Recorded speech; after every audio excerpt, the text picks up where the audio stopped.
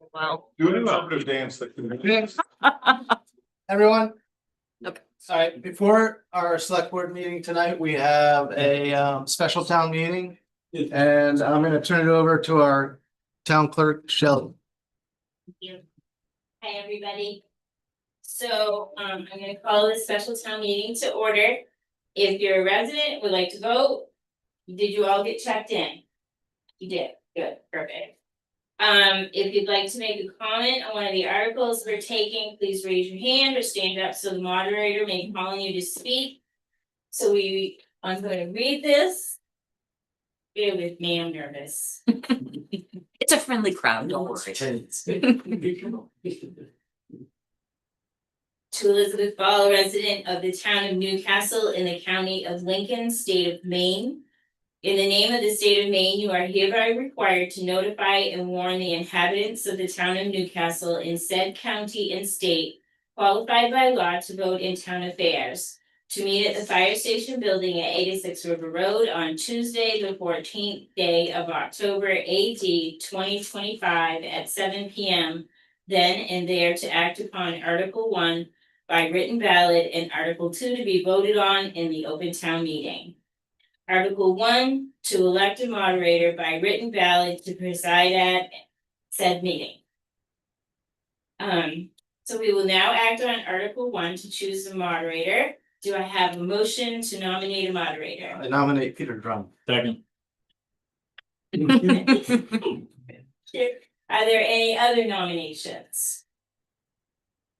Okay, you can cast your votes, please.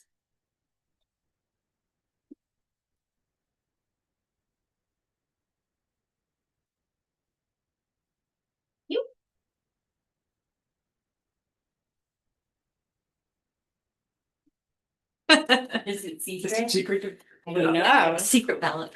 Alright. This is 3-2. We're into trouble if it's 3-3. Okay, so Peter Drum has been nominated as the moderator. So now if you would, Peter, come take the oath Yep. or Thank you, ma'am. welcome. Okay, I, Peter Drum, do swear that I will support the Constitution of the United States and this state so long as I shall continue a citizen thereof. I, Peter Drum, do swear that I will faithfully discharge to the best of my abilities the duties incumbent on me as moderator of this special town meeting according to the Constitution and the law of the state of Maine, so help me God.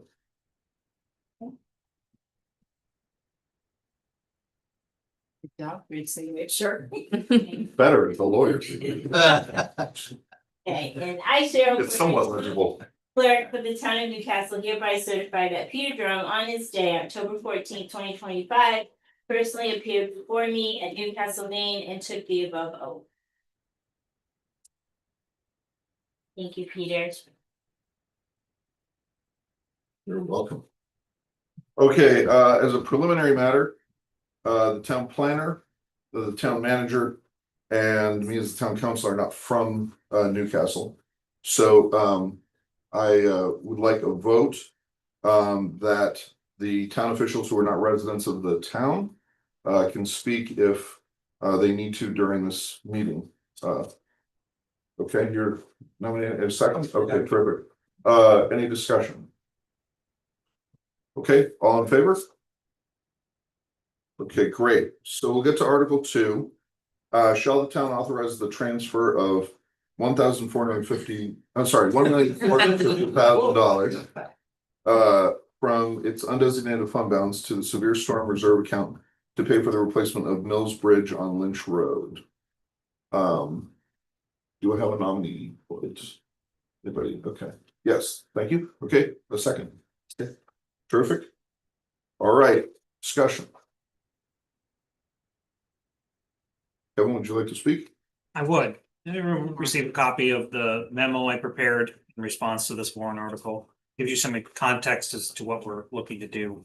But primarily, Lynch Road experienced a significant storm in May of 2023. We've been working with FEMA to see it replaced. I've been working to make sure we had the funding lined up before we, went and spent money on a bridge. But unfortunately, there have been several changes in FEMA administration, and I've been told if we delay any longer, we run the risk of not getting any of the funding. So we do need to move forward. That was a decision made by the board in May this year. We went out, got a bid. We had 5 contractors apply for that bid, and the board went with CPM constructors, and I think I wrote contractors here, but constructors. They're a reputable company, but they also provided the lowest bid of about $1.2 million. We factored in some contingency in case there's expenses beyond that. So what we're looking to do is utilize some of our undesignated fund balance and put it into our severe storm reserve account in order to pay for this project. Now, I do anticipate that we will see at least 1 million. I know we're going to get $1 million for this project from FEMA. I'm working with FEMA now to see if we can get additional funds for mitigation, as well as all of the expenses we've taken on for the engineering work that was done. So I anticipate somewhere between $400,000 and $600,000 of additional resources from FEMA to pay for this project. So at $1.4 million plus the engineering we've already spent, I'm pretty sure the town will be reimbursed almost fully for this project. But I need the legislative body to authorize us to move the money out of fund balance this fiscal year and put it into a reserve account, so we can pay the bills. We have to pay the bills before FEMA would actually get us the money. Right, it is a reimbursement program. Yep. Further discussion? Anybody? Okay. All those in favor? All those opposed? The ayes have it. Okay. Okay, so I will go ahead and allow a motion to close the town meeting. So moved by Ben, and a second by Rob Nelson. Okay, discussion. All those in favor? The meeting is adjourned. Thank you. Thank you, Peter. Thank you for coming. All right, assume everybody else is here for select board meeting as well. So we'll start the Newcastle October 14th select board meeting at 7:07 PM. Okay, calling to order amendments to the agenda. Any amendments to the agenda? Okay. Hearing no amendments to the agenda. Review of the meeting minutes from the previous meeting, September 22nd. Move to approve the minutes of the September 22nd, 2025 meeting as presented. Second. 3 seconds, pick one. Okay, Karen seconded. Sure. Any further discussion? Comments? Okay, all those in favor? Okay, motion passes with 5.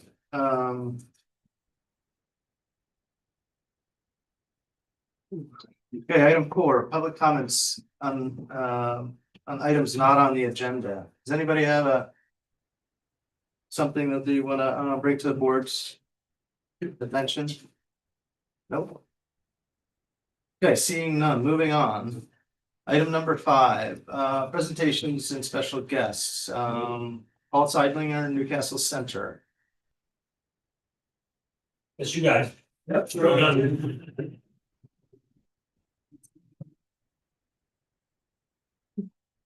Thanks.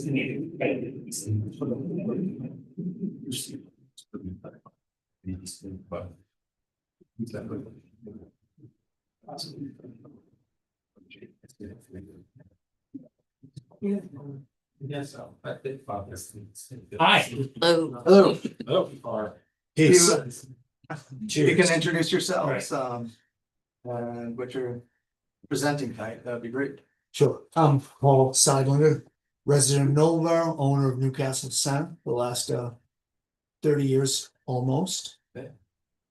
I am Brian Scheutzger, SCHEUZGER, and I'm an architect with Madonic Design in Waldoboro, hired by Paul Seidlinger to work with him on a proposal for Newcastle Center. All right. Simple. Present our case, if you will. Questions? Well, Yeah, so why don't you present, I guess, just to, bring everybody up to speed a little bit. put this in broad picture, I'll tell you what I know. Sure. And this has been reviewed at the planning board for as a pre-application submittal. I think the planning board has kind of heard this in preliminary respects, and we are here I guess to hear what your presentation is and the conditions and the issues that are surrounding this Sure. project. Sure. Okay, nutshell, have this vacant lot with a single family residence. Right next to the big building that most of you are all familiar with. And it is I don't know if it's a goal or a hope or an aspiration or what have you, that, but I wonder if there's a pending possibility that set more housing. I went and saw the beautiful job they did down on Mills Road, looks great. And still seems to be, I get calls every week and really wasn't thinking about it. My getting mature age of doing any more projects, don't really need to at all, but not a week goes by and I don't get a call, have you got anything for rent? Or not a month goes by, are you ready to sell? And that's a no to both of them. And so I hired Brian to design this 3-story 12-unit 1-bedroom apartment complex, with the first floor being predominantly handicap friendly, maybe not 100% ADA, but haven't really got there yet. And the rest of the floors being kind of geriatric friendly, if you would, with, you know, the wide doors and comfort style toilets and grab bars and things like that. Few obstacles, height restrictions, as the ordinance reads now, what can be used in that space, that location. So few hurdles, and I didn't really think that the town will give me permission to do it, but I also felt for the little bit of money I'm gonna spend on the R&D and having a building drawn, I might, you know, I don't wanna go into my golden years never knowing exactly, geez, you know, I could have enhanced the value, I could have brought more housing to the community. So that's about it, really. Kind of simple. Was the materials that we gave to you, Kevin, distributed to them, so they saw the drawings? Yes. Right, Everything was Yeah. distributed on Friday. right, so as Paul said, we know we're in the ST fabrication district, and there's a restriction on height to be 2 stories, we're proposing 3. And there's a restriction on the percentage of residential usage, it's 45% is supposed to be mixed use, we're proposing all residential. And then, as we were alerted to by the town planner, there is also a issue with accessory building use and the actual Hall Street ability to satisfy the requirements of the zone.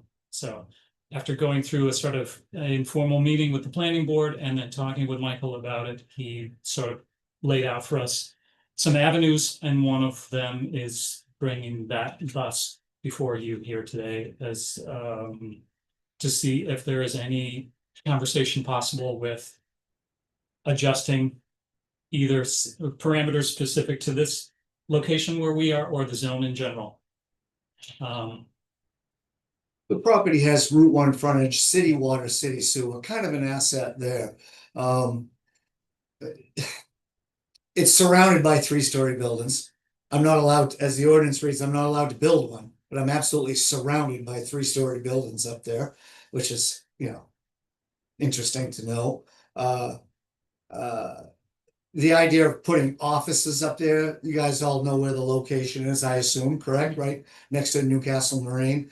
Don't really see any real estate companies coming up the street to rent office space or anything, not when there's ample office space for rent at Round Top and Damascotta Center and few other far more desirable places, I would think. But again, I just thought, well, you know what, I better find out if I come up here and you guys put the nail in the coffin for me and I can walk away and leave it. But I just want to be able to say in good conscience, well, seventh generation native, grew up here, born here, went to school here. I wanted to take it off my plate that, hey, I tried to have some more housing up here. Wouldn't fly. Gave it my best shot, wouldn't fly. So, and I can take that off the table and clean my plate with it. But it just, I don't know. Some people might think common sense. Well, what's it hurt? Why couldn't we have more housing up here? Well, because we got rules. That's why. It's pretty simple. So I guess that's about it. I thought I'd come in tonight and see if we'd drive that nail. Well, thanks for that. One question before we go on. The yellow, is it a separate lot or is it all contiguous? Is it one lot that we're looking at? Paul, you could probably answer that better than I Sure. can. So there's the blue outline, Yeah. right, and then here's the area where the proposed Okay. building is to go, and there is a single story, one unit. Ranch style residential, house. Right, and then Paul also owns the building right here, which is how many units? That's 15 units. Okay, in 2 stories. Well, it's actually 3 stories utilized in 2. Okay, right.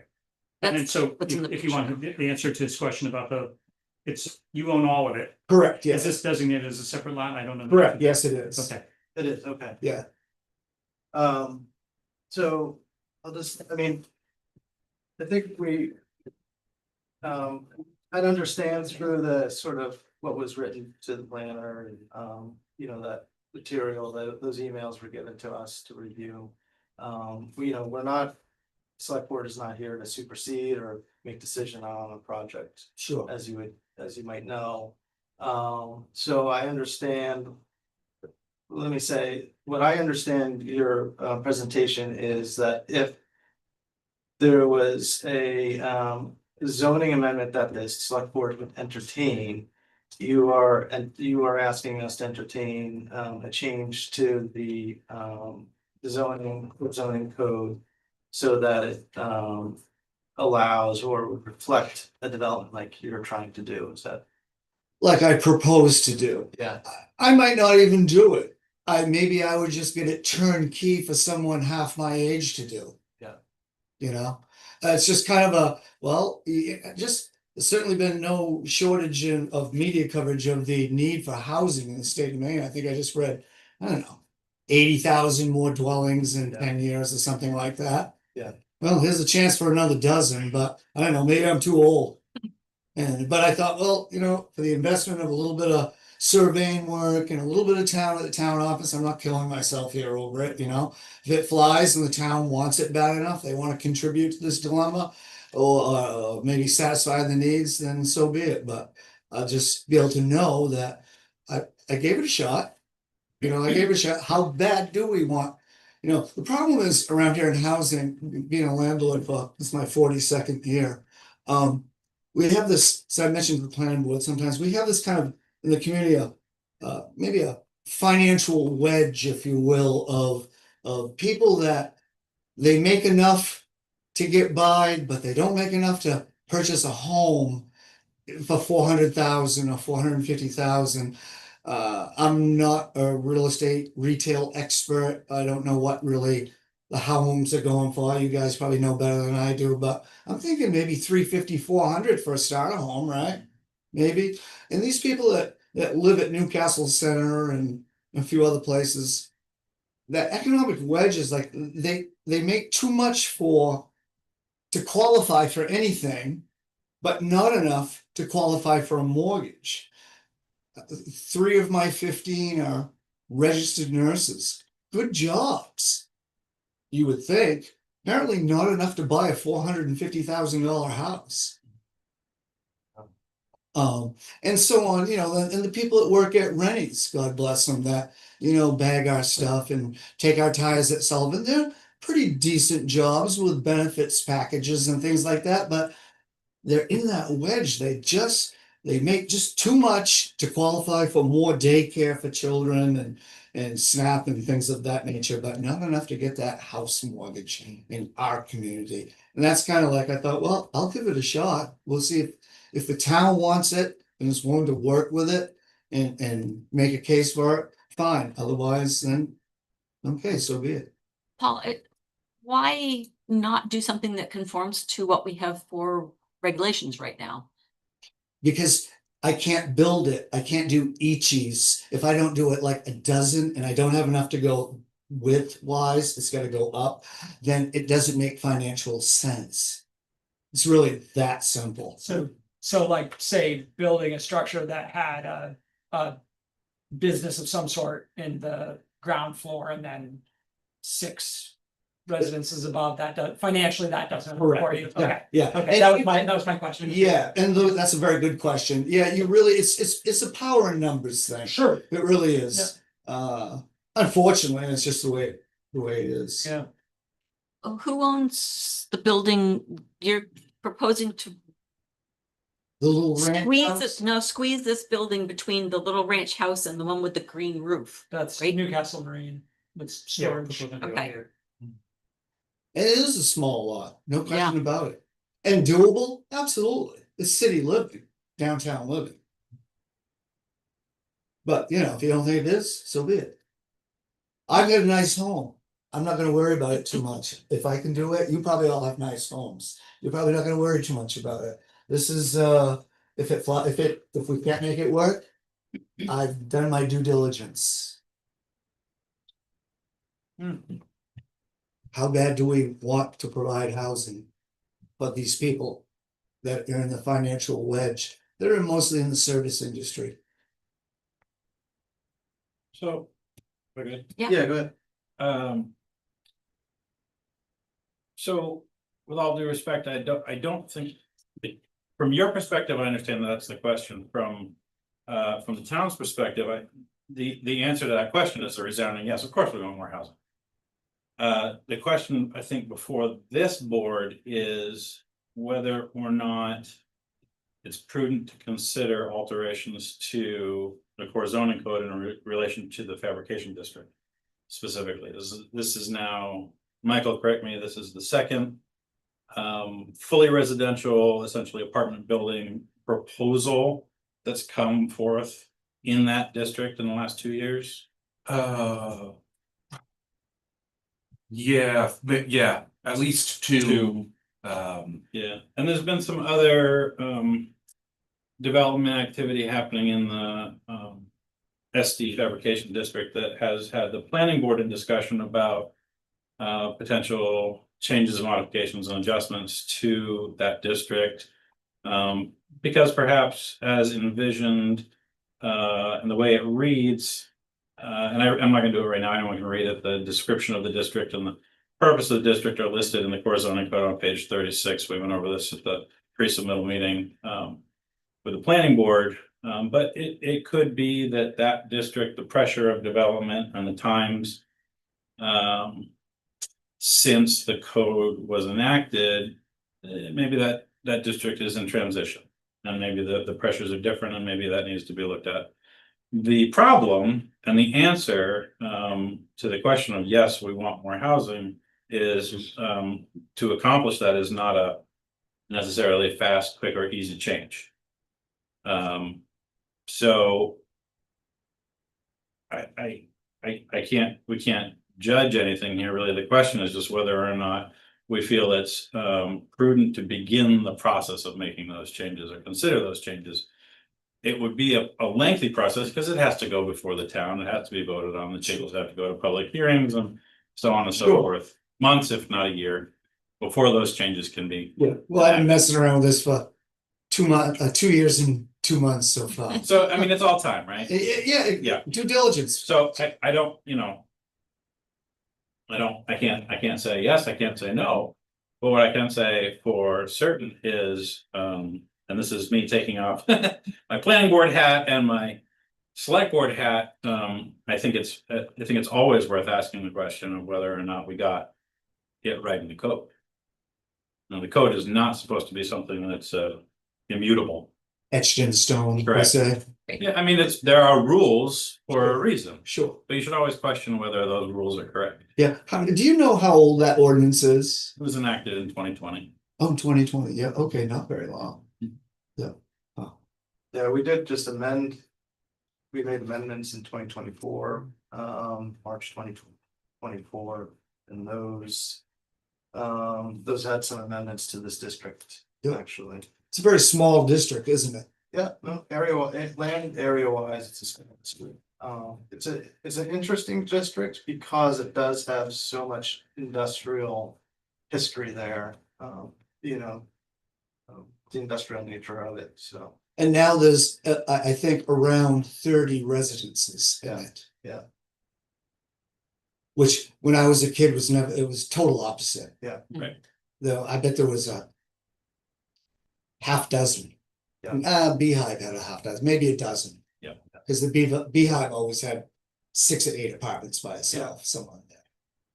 Well, and every, I don't know, 3 to 5 years, passenger rail transportation comes up as a possibility. People Yes. get awful excited about it. Yeah, I've been hearing that a few times since I've owned that. 7 or 8 times, you know, over the last 20 or so years. Right.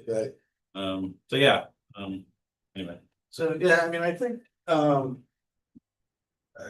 know, as Ben said, I mean, you're completely appreciate 100% your initiative and you thinking about this and this conversation that we have, the opportunity to talk to you about, because this is it's a serious issue in our town, as is everywhere. Everywhere. Yeah, and your phone is telling you what you need to know, that there's high demand and you just you can't meet it. So just want you to know, it's appreciated that you're trying to solve a problem, you know, along with I'm that. not really breaking a sweat over it, Torb. All right, well. You know, I mean, hey, the amount, the value that I got from Brian Yeah. and some surveying work and things, it was small potatoes when you're talking about a couple of $1 million project. Yeah. You know, it's just, for me, you know, it's just. I think what we need to consider as the board is what's involved with making some kind of amendment like this to the core zoning code. And it isn't as easy as just changing a few words in the language. Sure. To allow this to happen, go through some hearings. You know, it really needs to be, as Ben alluded to, really, if we missed something, the town doesn't have this right, then we really ought to understand what's going on and why we don't have it right. And that's a process that's a lot more detailed, nuanced than just changing the language in the code itself. Yeah, a real protocol needs to be Yeah, gone through. yeah, so it deserves the right to be looked at if we need to make wholesale changes to that. Sure. And so I think it's the question for this board, you know, what's our capacity? What do we have on our agenda? Is this something that we really have the capacity to take on and look at, you know, on your behalf, but you know, this is an issue. So, and I think those conversations need to happen, the planning board level, the town planners level. You know, they need to give us feedback and, you know, inform us, I think, what needs to happen, so. So, you know, unless anybody has comments, I think that's what this is at this point. I think it's just a question of whether or not we want to realign the work priorities for the year. Yeah, well, we have a, Also beyond that, though, we do need housing, absolutely do need housing, and like this sort of housing is, I think, would be really ideal. But we also need to have places for businesses to expand, to move into, and we've set that aside in our zoning so that we're not putting a new, you know, Sullivan Tire or whatever, you know, some sort of very industrial thing in a residential neighborhood, because, you know, when we started talking about public works, okay, where's the public works garage gonna go? Nobody wants it in their residential neighborhood. So what's the balance there? Like, we do need housing, absolutely, and I love this concept of, you know, 12 units, like, in a compact area. It's presumably fairly affordable housing. We definitely need it. Is it the right spot for it? That's what I'm struggling with. Or is it, you know, does it make sense to keep the zone fabrication so that we can have, you know, some other business that we need, another auto repair, you know, something like that, where you're gonna have loud noises at 7 o'clock in the morning when, you know, maybe the neighbors are gonna not appreciate that. I think that's why you have zones like that where, well, yeah, if you move into that zone, expect to be woken up with loud banging.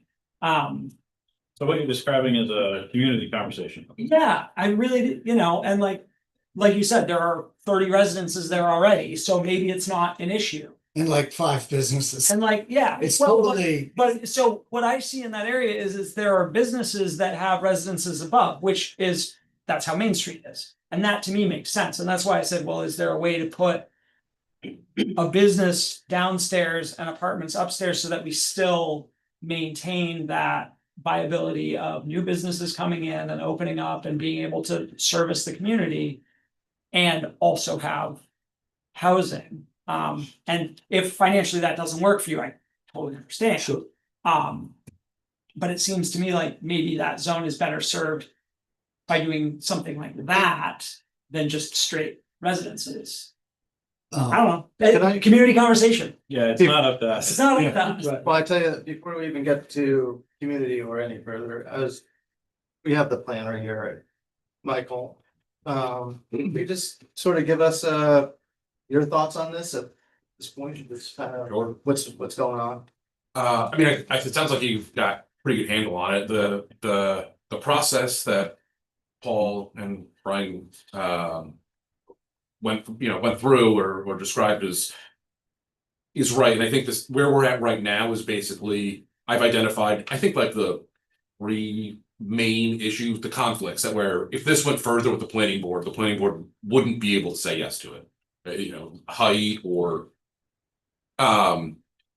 so at that point it was like, well, you can go forward and see if the planning board finds a way to say yes. It seems to me like that's probably a no, but I don't know. Or probably an ordinance amendment is might be needed. And so I had some of the same reservations. Amending the ordinance is not just like a light lift, even if it was as simple as like, well, let's just change the numbers here. But that also starts to defeat the purpose of the ordinance. Is like one project comes forward, you change it for that, another project comes forward, you change it for that, another project, So I think that housing is absolutely, it's a critical need throughout the community. So I think that or be it for me to say, no, there's enough. I mean, I don't think there's enough, but even if I did, that needs to go to the select board and community conversation. I think that area being between the highway and the railroad, historic industry there. I think that it has a history of industry. I think protecting that to a certain degree, I think makes a lot of sense. It is in a very interesting spot because it is also on sewer and water, right between, on a corridor, basically right within walking distance to downtown. It's not a simple like, well, no, this is silly. So I think that you've got a pretty good handle on all of the things that I was thinking about. I think that to me, there are maybe more of the like administrative side of things of like, well, we just did kind of try and dial that in with saying we really, yes, mixed use was already required, but this is an area where we don't want it to just be 5% commercial and 95% residential. We want it to be mostly commercial and certainly accommodate residential. So if that's going in one direction to then now they'll start coming back. I mean, the town's only got so many resources, including time. So I think, Max, this is where you all and Kevin need to make a decision of like, well, where's that time best spent? It's hard. I mean, these are like kind of the core issues that town's facing right now. So Yeah. I wanted to make a point and a comment to enlighten Mr. Percy. So of the 16 units I have up there, half of them at one time were all commercial units. Yeah. And as other places grew and got developed in town, chassis building around top and this and that. And they units set empty, not being rented. Right, you turn it into a residence because somebody needs to live there. Yeah, I get. get the permits, go through the process and turn it into residential and have rent year round. But I mean, at one point I had Maine Bait Company, Mobius, Mobius was there, two hairdressers, it was the whole bottom, internet company, Midcoast Internet Solutions. At one point, I thought it was golden because, tenants in businesses go home every night. They don't take baths and run hot water and things of that nature, and they typically don't have any domestic disputes or any of that. Right. Any of that stuff. And I thought that was great, but it didn't work. Point blank, it didn't work. You know, you want to have a real estate business down where Stars used to be, next to the fish market? Or do you want to have it up on Newcastle Center with Bain Industrial behind you and Rob Blood Boat Works to the left of you, you know? I mean, not really conducive for walking off the street and Yeah, no, it would have to be more of a fabrication type business. yeah, I mean, that's, that's sort of the. just had no calling for it though. Yeah, I no, mean, I understand, I just, like, gave it a shot for 10 years I and wanna see this building somewhere in town, I just don't know if it's.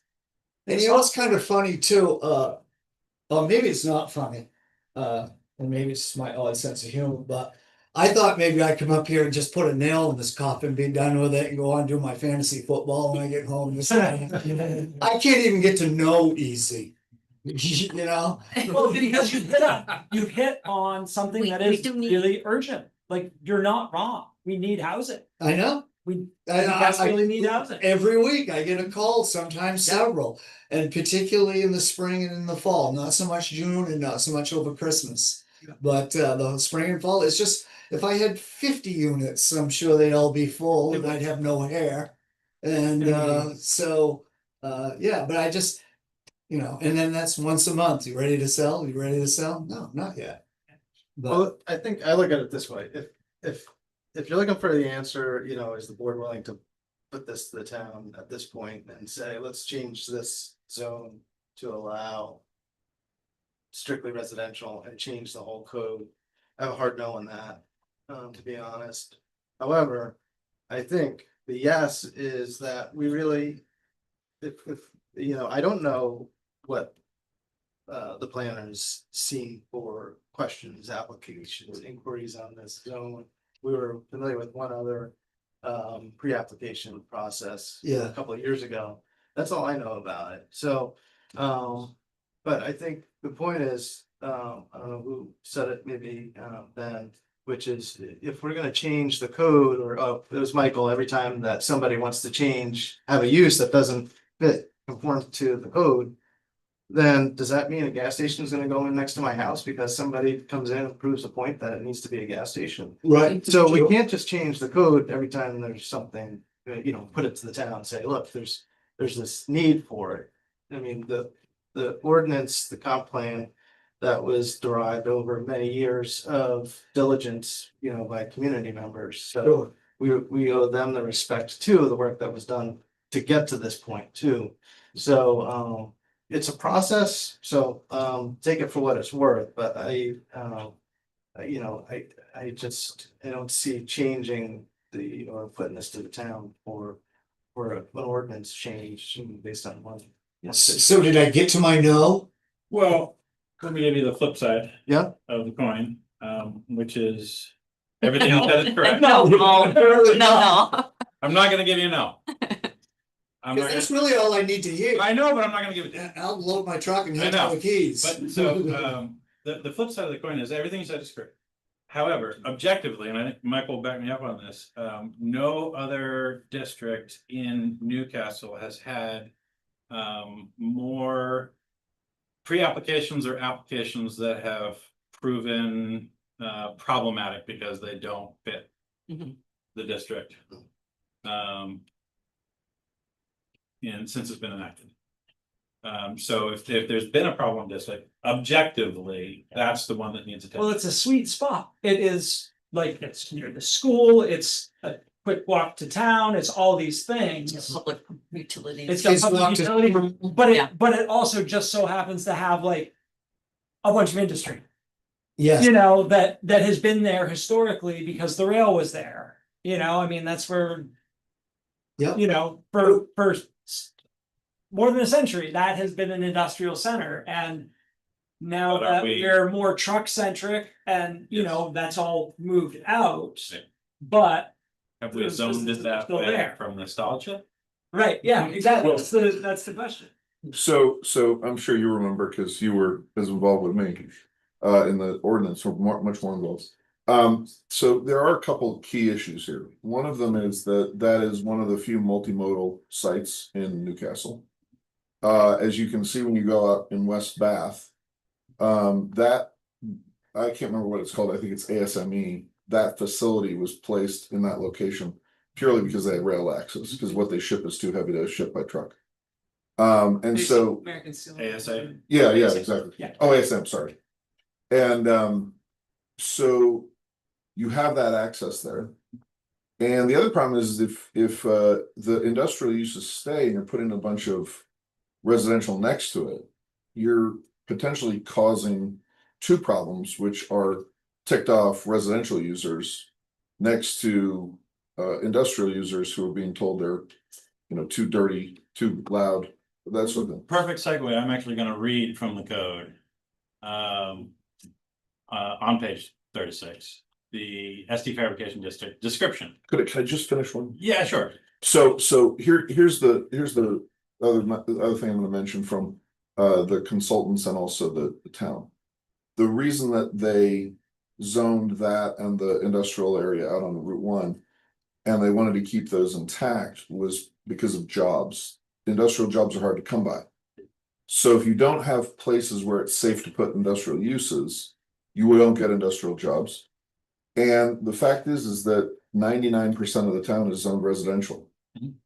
And less than 1% is zoned industrial. And so where are you gonna put industrial uses if you're not gonna put them where they are right now?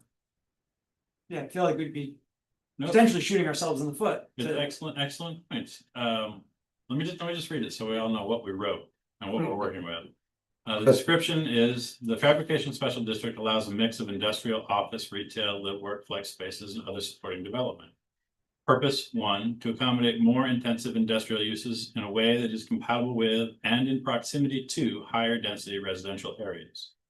2, to support existing industrial uses and provide an area for their expansion.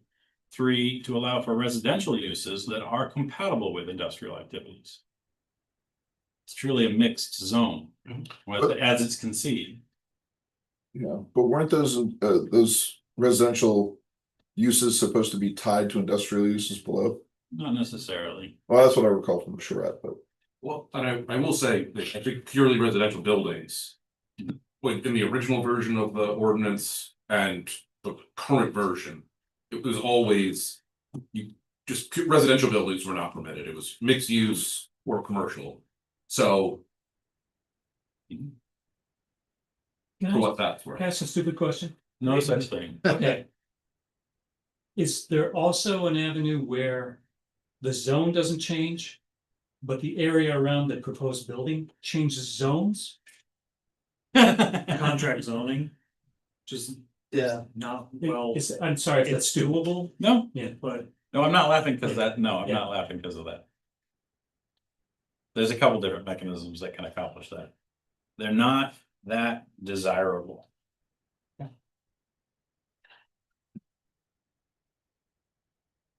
so, well said. I don't need to get into it, they're just not, they're not a great solution. yeah, so I think back to my no point, Paul, which is, I don't think, so we're almost there. almost, but it depends on what kind of timeline you're looking at, years or days. So I think what, you know, the board needs to consider again is, you know, what this means to the burden, time burden of the staff, to this board, the planning board, what we have going on. So there's no way that we can kind of just sort of expedite anything. expedite No, with this, Expect you it know, either. after, you know, because, you know, it's nice to have a conversation, then, the town attorney brings up a few points and you're like, oh, now I get it. So it's those kinds of conversations that would have to happen, Yeah, like board, town planner, you know, Sure. some other. a lot of moving There's parts. a lot of moving parts, so, yeah, I think, you know, that all has to be sussed out and, you know, I mean, I don't mean to be, you know, cute, but at some point, yeah, there would be maybe a timeline that this could, you know, change, but it's not an easy or a quick path to do it. Sure, sure. And most anything, just in my humble opinion, worthwhile is not easy. Yeah. Not a thing in my life has ever been easy that is worthwhile. Yeah. I get that. Could be another 2 years or 3, or maybe not, but I'm not sure if it's looking to hear, get to the no more quick, faster than getting to the yes. Well, I think anybody that's. But I want to definitively know, no. So when I'm asked, no, it's not allowed. Yeah. Simple, it can't be done. It's impossible. No, no, no. That's what I want to, or the alternative, yes, it might take 3 years. But yeah, the possibility, not a yes, possibility. But I'm just trying to pick Yeah. one of those Yeah. answers Well, there. those are both legitimate. Yeah. I mean, both of what you just said are legitimate. Under the current regulations, the answer is probably not permittable. Right, And there's your no. correct. I understand that. However, That being said, that being said, the second thing you said is also true. yeah, yes. So I mean, if there's a glimmer of hope or a possibility, well, then maybe I should charge ahead and see if I can help out mankind. Cause that's really what it's all about. I don't need another 12-unit apartment complex. I've had 37. I don't need another 12. You know, but a lot of people need housing, and it's that really that. And is it a race to get to it? No, not at all. Been 2 years and I haven't done anything but 3 meetings and a few drawings. You know, and so I understand this stuff can take. I think that 4 or 5 years. that Hawaiian, Architect sitting there like. Hey, I'm writing the check. Write the check, you can say. that Hawaiian shirt's calling too, isn't it? So, you know, that's kind of where I'm just trying to find out, whether it's no cut and dried or no, I'm not hearing a cut and dried, no, can't, won't, zilch. Well, here's one thing I think is optimistic. You raised the question, it's not a hard no, so that's one thing, and it hasn't, I think you've gotten a response that acknowledges what the issues are and, you know, what the needs are. Yep, So it's not like it's gonna just fall after you leave tonight and it's kind of dead. sure, I think the question is alive, and I think it's something that the town will keep on discussing as we kind of figure out, you know, what's our schedule for ordinance changes and how this is gonna look in the future. so come back with a tan in 6 months. Sure. That's what I was wanted to address, because I think I identified generally kind of 3 potential conflicts here. Yeah. In the ordinance, and I think one is tied to frontage requirements for, if you're gonna split off a new lot so you can have a primary build, you know, basically it's another primary building on a lot that. Which we don't need to get into all of that. That's something that I think we've talked about, the planning board, that's definitely on our radar, it's on my radar, I'll say, for adjustments. Right now, you need to have a 50-foot wide right of way for in front of any new lot, or, yeah, that's right. I don't think there's physically space between your lot and the DOT's property to get 50 feet in there.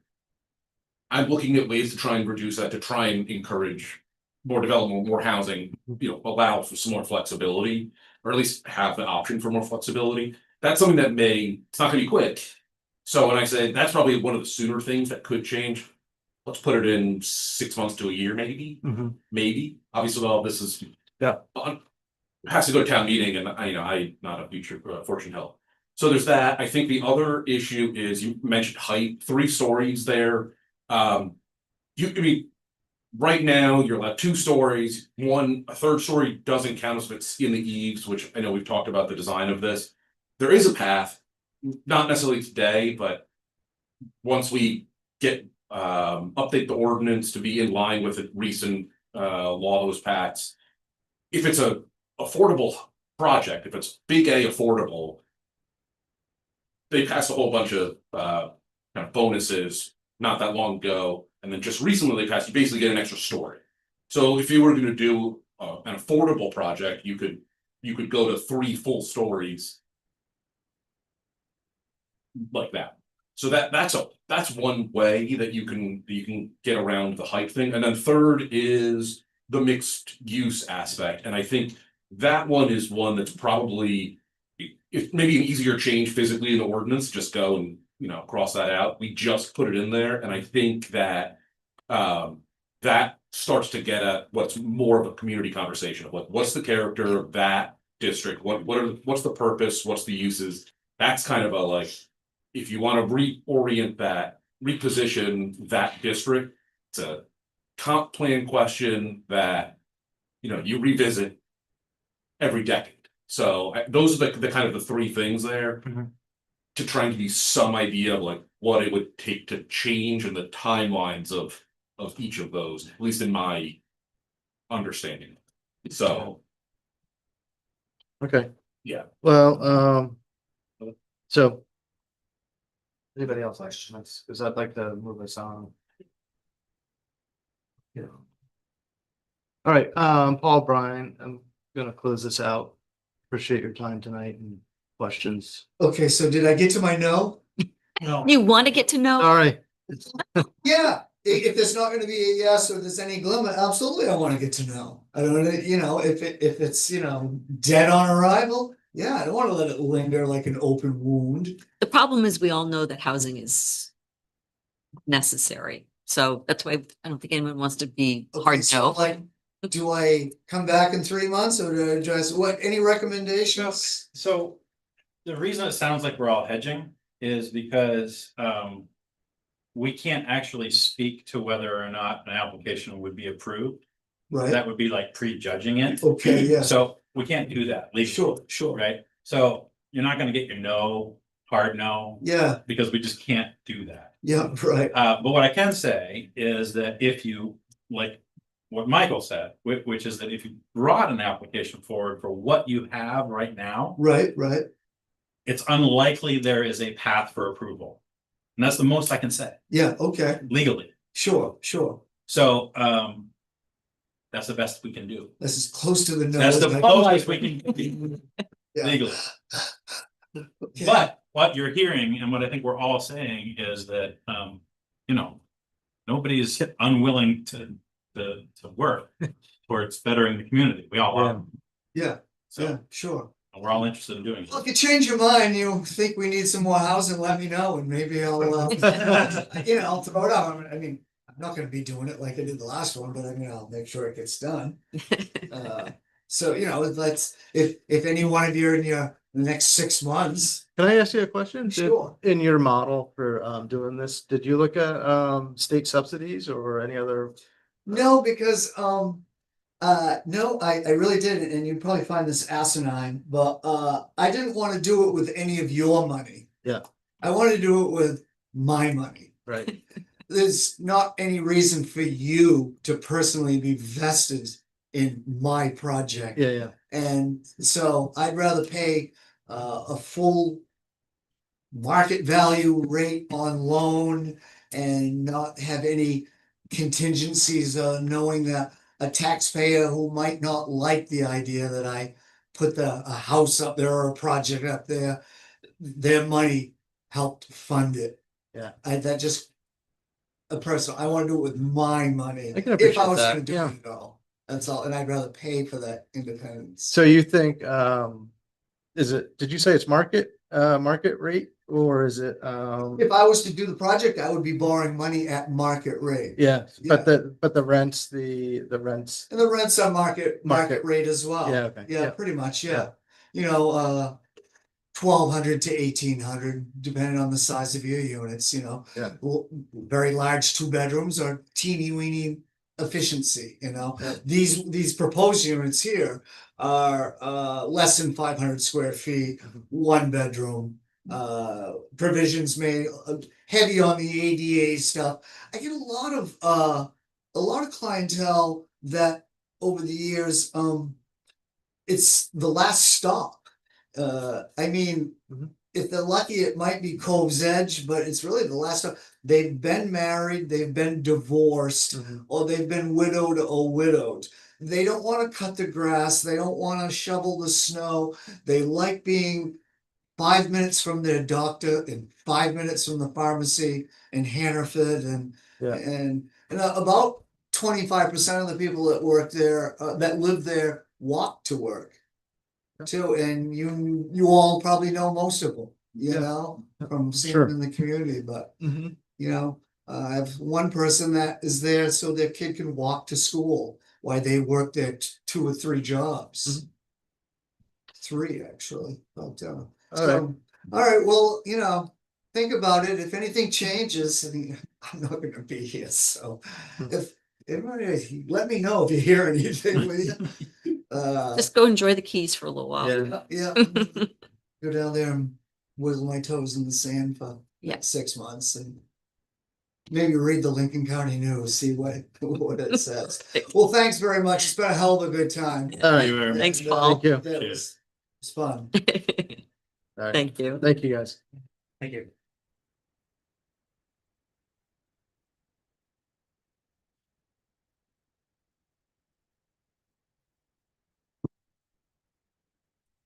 Great. Okay, next on our agenda for tonight is unfinished business, item 6, which is the Mills Road project. And we've got new information from Acorn Engineering. Is anybody from Acorn here tonight? No. Okay, so we have Michael's here. we have the town planner. Michael, would you mind kind of moving up so you can be official and kind of walk us through what we're looking at here? Certainly, to make the long story short with Acorn, that will try and be uncharacteristically brief, is that site has very few major physical constraints on it. You know, it's probably not slopes a little bit, we have storm water management's gonna be, but that's true with basically every project. We don't know what the bedrock situation's like, but there's like lots of little things like that we'll get to eventually. So that's what's in this room. So we got That was uncharacteristically brief. Good job, Michael. Was that it? I mean, that's the next phase is kind of, well, what does the town want to do with it? And we're gonna continue working with Acorn to figure out what can go there. But when you've got such a wide open kind of field, well, any guidance is appreciated. Yeah. So let me just pull up that memo so I can probably be a little. Michael and I do not want to go this without some direction from this board. Yeah. Because I don't want to hand you a bunch of things and you'll say, nope. Although apparently we can't do that here. Legally. Forgot you linked it, but so I'll just tell you some of my basic assumptions Did you find it? before we know. Do you want mine? Discussion, let's go. I'm assuming housing is a top priority based on that conversation we were just having and so many other conversations I've had. So okay, I got it up now and just to overview the process.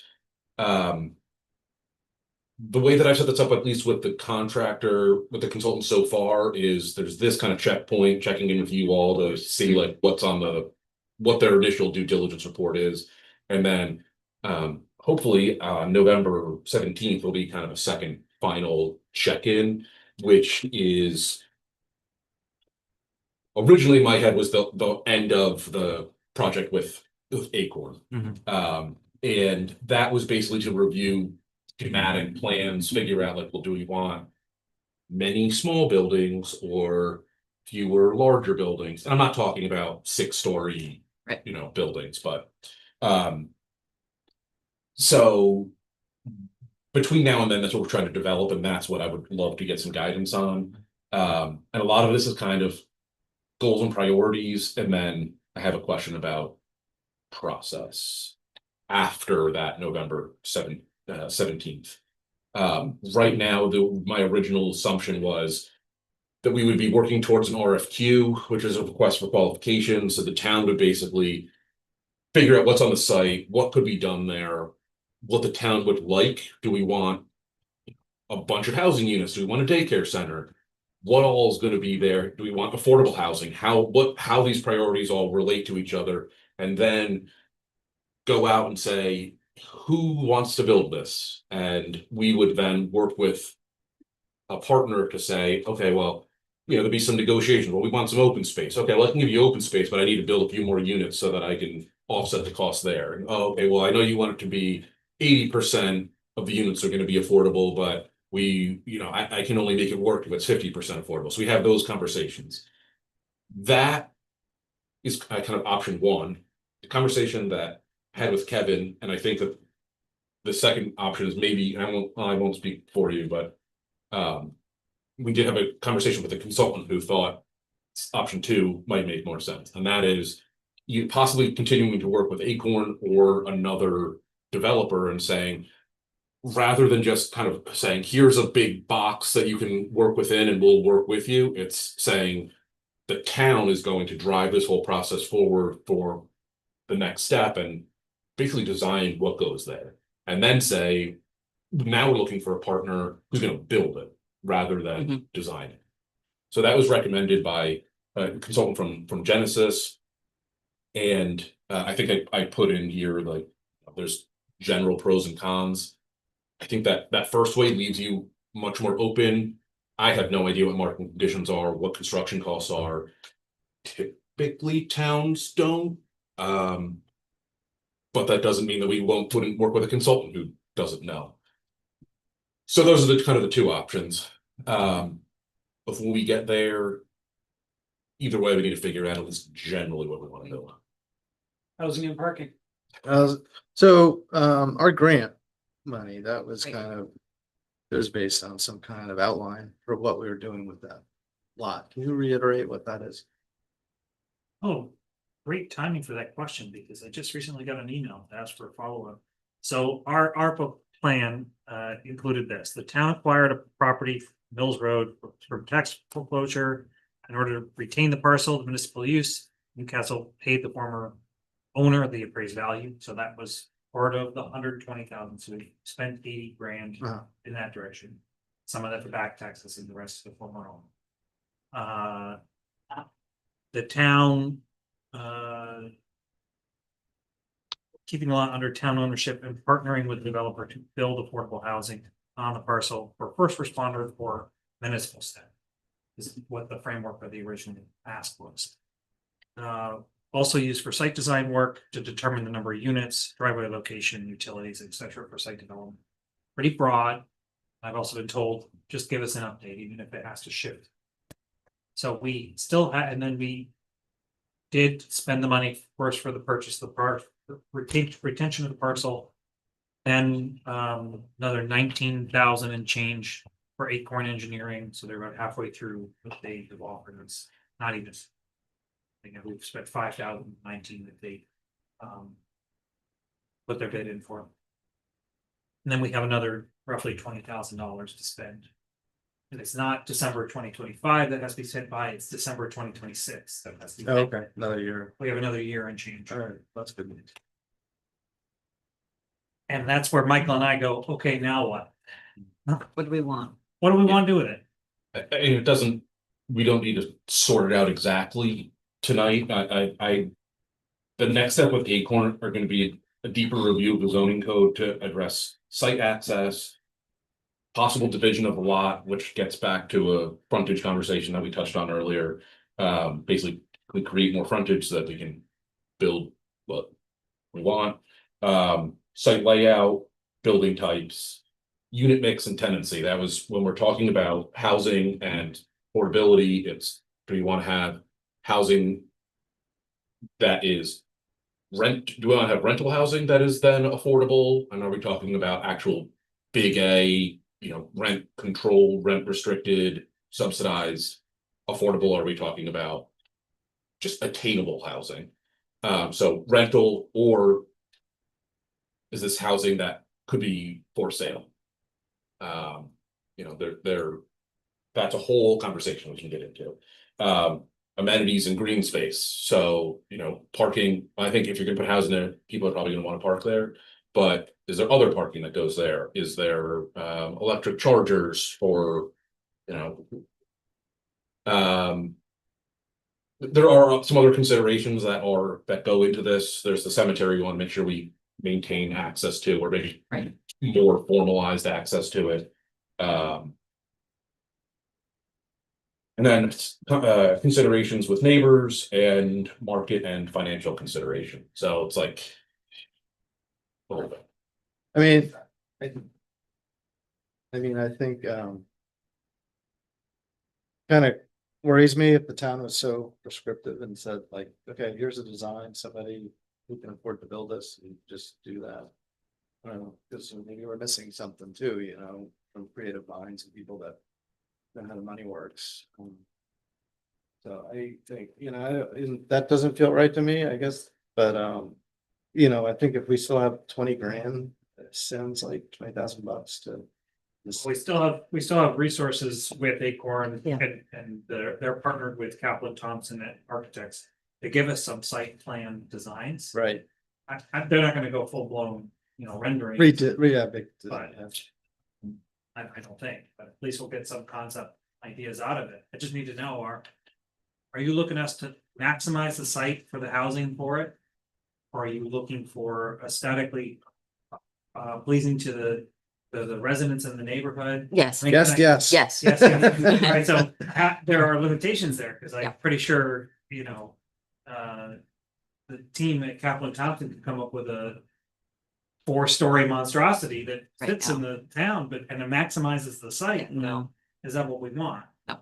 No. I think we need to maintain a nice buffer zone that I think mostly exists now, but maybe bolster it. Well, then will limit what can be built there. Right, I can't envision what will fit on this piece of land. Right, So I'm- so you want some ideas, so you Yeah. wanna see the push and pull of those. And I think Kaplan Thompson with Acorn is gonna hopefully help us address just that, to say like broad strokes, here's something that could fit here, give you some idea, like, well, here's what a 2-story building on this site might look like. Yeah. I don't think we're gonna go beyond 2, maybe like 2.5, pitch roof that thing, but. Well, I mean, it's gonna have to fit whatever our existing zone, so. Well, Right. that's what that was my Unless you're question is, looking for us to change. what are, right, No. what are we allowed with current zoning, like, Right. how many units can we have, like, what is? No limit. There's no limit, okay. So it's, well, but there is, because we only have so many square feet. You're and We limited can by only go space. so high. Right. So, We don't limit it by number. okay, So then if you ask for more public parking, there's less space for buildings. Mhm. You ask for open space, there's less space for buildings. So, what is our goal here? Are we collectively trying to work to address some of the housing issues and find partners that'll build this building that can accommodate, call it 14 units or 24 units? When you look at the project right on Mills Road, each of those buildings accommodates 8 one-bedroom units. Do you want to see more 1-bedroom units? Would you like to see some 2-bedroom? Would you like to see a row of houses and they're for sale? And the first floor is an apartment and that's an ADU and above is the owner occupied. But my point is, why is it up to? Is that like a rhetorical question, or is it really being directed at the select board? Because I'm not in no position to make, as a developer, minds to say, this is what I think should be there, and so that I don't know. I think, the goal is to get something that maximizes the use of the lot, to put it very generic, and then something that's contextual that people don't say, oh, that's what the town's responsible for. I think, I think those are two kind of goals in my mind, but, like I said, being prescriptive, I don't know. Rob had his hand up. Can we hear from Rob? Yeah, I was gonna make the point, there is an example next door of any type of development. Yeah. But I think more broadly, I think that the rental versus for sale is something that if you put out an RFQ or whatever, that kind of drives projects differently. So if the town has a preference or, could give guidance in whatever process it is used to find partners, that's gonna be really helpful. The bigger thing is financing. I mean, I don't, I understand that affordability is almost certainly gonna be a big part of what the town wants to see. And without outside sources of funding, you're not gonna get private investors to build truly affordable housing. So whatever happens is gonna have to be geared towards some source of public funding. From my limited experience, there's just no way. I mean, the intriguing project which was talked about earlier, I just don't see how the numbers could possibly work for that, to be honest, as a private investment. Just construction costs are so nuts that you can't be affordable. So I think you need to have some sort. So I think whatever the town ends up doing, whether the town takes a bigger role in defining the project or does an RFQ and finds a partner that then runs with it, it's going to have to be focused on finding other sources of funding. I mean, nothing's going to happen without those other sources.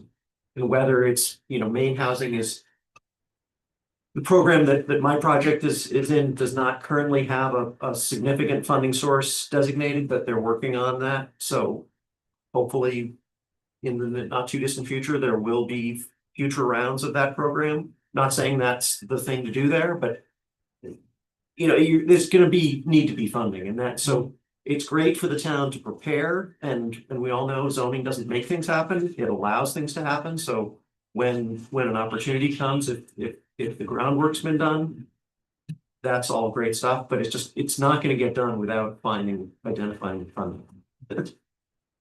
Thanks for saying that, Rob, because I did not start this conversation by also explaining to the board.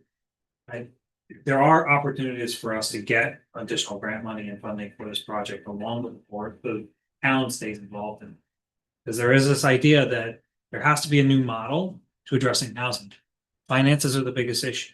So if towns stay involved or one person, can we replicate this concept of the new model that's used around the state?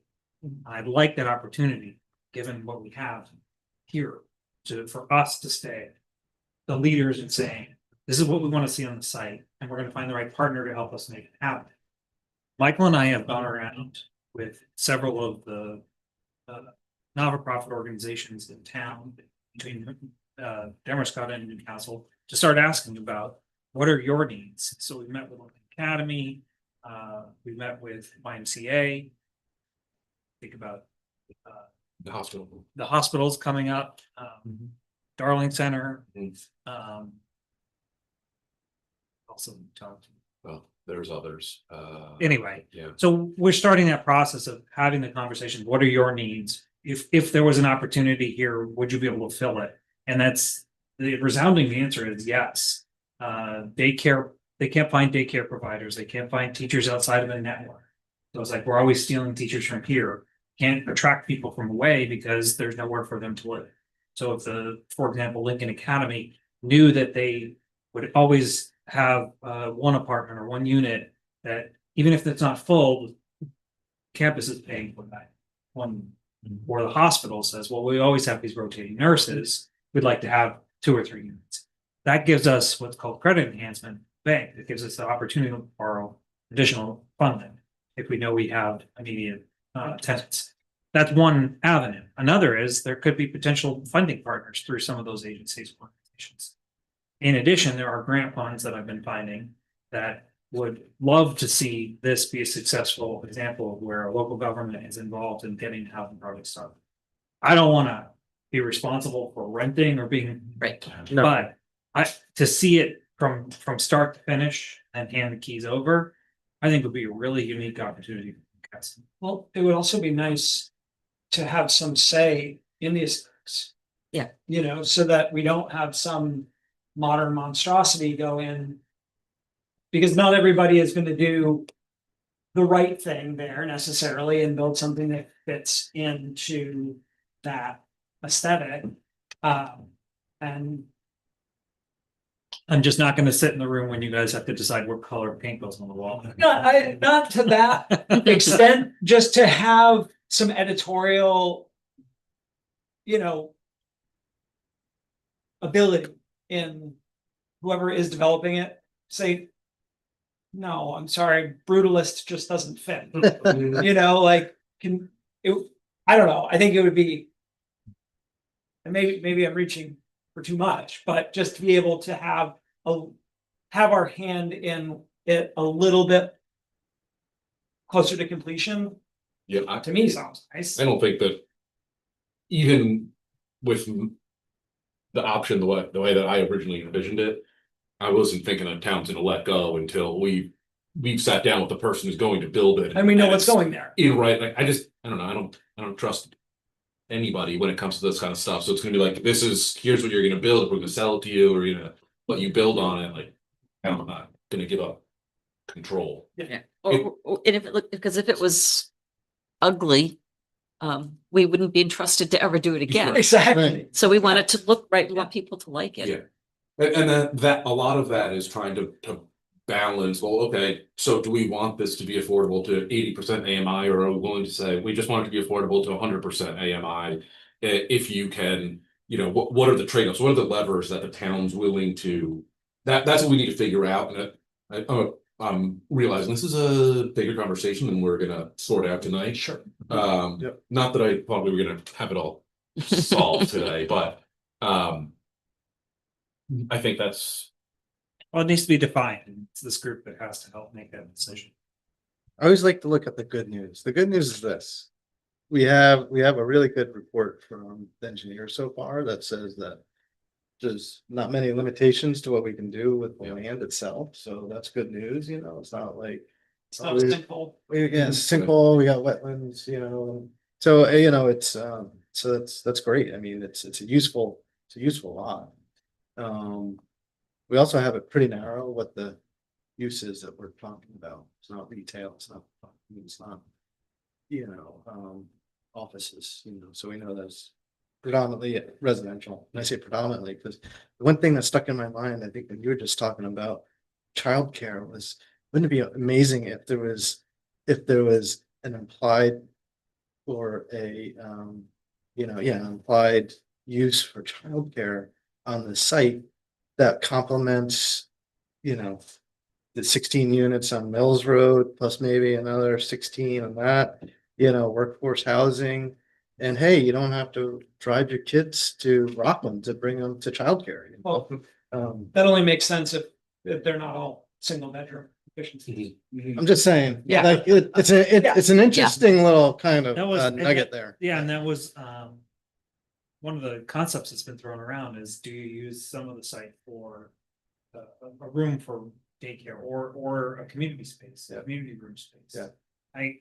It comes down to cost. Can you build something that accommodates all of those needs with the funding? But that's where chasing down other ideas for resources, partnerships around the community, make it a true community project. I mean, the biggest problem with childcare is just like any other thing, it's the cost of construction. It's building the container to house the use, right? I mean, that's where the model starts to fall apart. And so if you're building something to satisfy one use, is there a little bit more that you can stretch out of it, you know, downstairs that satisfies another use that's needed, necessary? That's just a question. I don't know.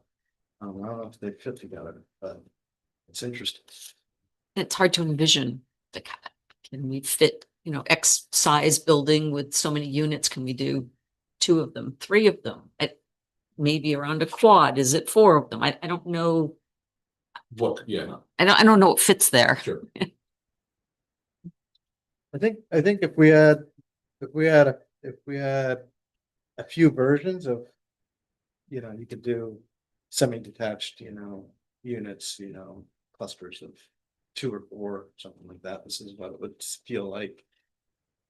If you did 1 unit, if you did 2 units, I don't think, you know, if we're talking about single standing residences, that's what we're looking at personally. So, Right, yeah. right. You couldn't get very many of them back there. Not very many of them, but it's just also, it's yeah, Underutilized. underutilized. You get better economy with shared walls, you know, for heating, Yeah, more economy, efficient. efficiency. Yeah. You know, the more you can group together, I mean, Kaplan Thompson will tell you, you know, yeah, you know, 24 units in one big block is the most efficient way to, you know, just run a building. So, you know, but That's. Yeah, yeah, well, I think. Food for thought. I think that Rob's point is you know. Can't be overstated, which is that I think financing is gonna drive a lot of this. Yeah. But the town has a pretty has full control of the site right now. With the exception of kind of what's in the grant, and we don't wanna have to give any grant money back. But generally speaking, like, the town's got a lot of cards to play, and I think that. We're gonna have to figure out how to put all of that together to get something yeah, good. And it seems like housing's the top priority, and then fitting with the surrounding community is. I think if Yeah. the goal is to use what money we have in the grant without spending taxpayer money, yeah, let's use all of it and get as much detail as we can for that money. And then figure out, you know, what makes sense and what doesn't. You know, if we're just throwing away detail at the end of the day, going back to something more conceptual. It's information it's useful to everybody. So, you know, for sure, let's try to extract as much out of that as possible. You know. But also maybe some 2-bedroom apartments instead of limiting it all to just the small Yeah. footprint. I'm sorry, is East Road, that's not town, right? That's a private. No, Yep. it's a driveway. It's a driveway that goes to the 5-unit. family house. Yeah. Yeah. Yeah. Yeah, I don't know how that on Google as a road. Yeah, that Because was, it's I was like, I don't remember that on the plowing inventory, so. it's a No. little- Yeah. Although they probably appreciate it if we put on. Yeah. Well, I mean, is that a possible access point to that property? Yeah. That's If a all of sudden conversation. town plows It's a it. It's a conversation good with Adam. conversation. Yeah. Yeah. It's also a conversation with the owner of the parcel on Mills Road about access to. Yeah, drainage, it's gonna have to be something that's addressed too. So there's plenty more conversation that has to happen with their neighbors. Especially this one, Rob, you I was saying, there's plenty of water on that hillside. Yeah, that's true. We can help collect it all, get it out of the way. Yeah, so, I mean, obviously, drainage will be an issue. No, I mean, I think I think there's a lot of opportunity, obviously, huge opportunity. I mean, I think the size of that parcel, you could fit half a dozen of the buildings I've got on that parcel, you know, potentially. I mean, that would be a lot, but there's room in that parcel. You know, you probably don't want to get quite that dense, but yeah, I think there's also the argument for, you know, something for sale that's complementary to the rental. You know, obviously a mix of unit size is attractive. Of course, the bigger the units, the more expensive they are. So it's you know, I think it's intriguing, the idea of the town hanging on to it for a while. You probably don't have to know what the end game is at this point. Or it's not possible to know what the end game is at this point. But I agree. I think trying to get some visualization of potential mixes, you know, whether it's, you know, big townhome type things, whether it's, you know, a court of multiple, you know, smaller units or a few larger buildings. I mean, probably don't want to go much bigger than my buildings, but, you could, I mean, there's room and you could do it in a way that wasn't, didn't impact the neighborhood poorly, so, yeah, lots of opportunity. And so as far as I know, there's probably no rock in it, or my side's all clay. Yeah, that's what I would guess. It's good. I was a little dismayed by their analysis and their understanding of the core zoning code, so. I'd be happy to be involved in the conversation to educate them a little bit more about the opportunities present in the code. That's, yes, I thought the same thing and I figured, you know, well, there's no reason to delay this, like, I can work with them on the code, we can work with them on the code. It's a unique code Mhm. and it's fine. I wasn't upset by it. It was just, I was like, oh, that's funny that the read they took out of that was very limiting. Mhm. Because the exact opposite is true. So. Yeah. I'm gonna. Well, and I know that they mentioned 2-story. I mean, I'm not sure if it's 2 or 3 there, but. It's like, well, you actually can go higher than that, but I also want to know, like, is basically the 3-story building that the town allows in the zoning, is that a financial deal breaker? I mean, I would say apparently not, because there's 2 buildings right Well, behind you. with but- outside funding. I mean, Yeah, right, that's the key right. thing is, you know, it all. Yeah, and so that's- It's gonna come down. to In order for a project to pencil. Wait, are we, What Has is to it be gonna say? certain are we height. talking about, which project are we talking about right now? The one in the fabrication district or? No, no. Is that what you were talking about? No, this. Oh. Yeah, Oh, okay. yeah. Oh, when you said help them understand what the opportunities, April, yeah. Their So- interpretation of our. Yeah, okay, no. Entirely accurate. Yeah, yeah, one thing that, and it is related, I don't want to go back to the previous presentation. But one thing, you know, apparently in his model, he had it worked out for market rate housing. For, what was it, 24 units? 12 units. The thing that's, I don't think he was, you know, burdened with or encumbered by is the acquisition of the land, because he owns it. So that's a big difference, right? So when you go out and start to factor that into your model, yeah, now what are you gonna do? Because maybe, maybe market rate's not even, you can't even make it work with market rate, new construction. So just one thought is if the town owns that land, it could just be a grant to a developer to develop something, and that's that's attractive. I mean, that's an attractive deal for somebody that's trying to build something. The town needs to continue ownership, right? The town, We shouldn't sell it. Yeah. We should continue to own the land. Mhm. That potentially puts us in a water about owning it for municipal use. Okay, so, yeah, so I get it. But then, what's the lease or the payback to the town for using our land? And so maybe that is At least the location of the building, a very, very low amount. low maybe- amount, Maybe what the value of the taxes would be just for Yeah. that within land. Actually, the way I would think about it is that, towns can already do this where they can loan town money to private people to improve their homes. And then they get the increase in tax values for the improvement plus the loan payback. And so you could look at it that way. You could basically tax the infrastructure that was on the property. In that spot, Yeah. especially if you have multiple developers and different, you end up doing different projects on that site. Yeah. I don't know what this looks like yet, but it's more about having this open conversation. with all of you.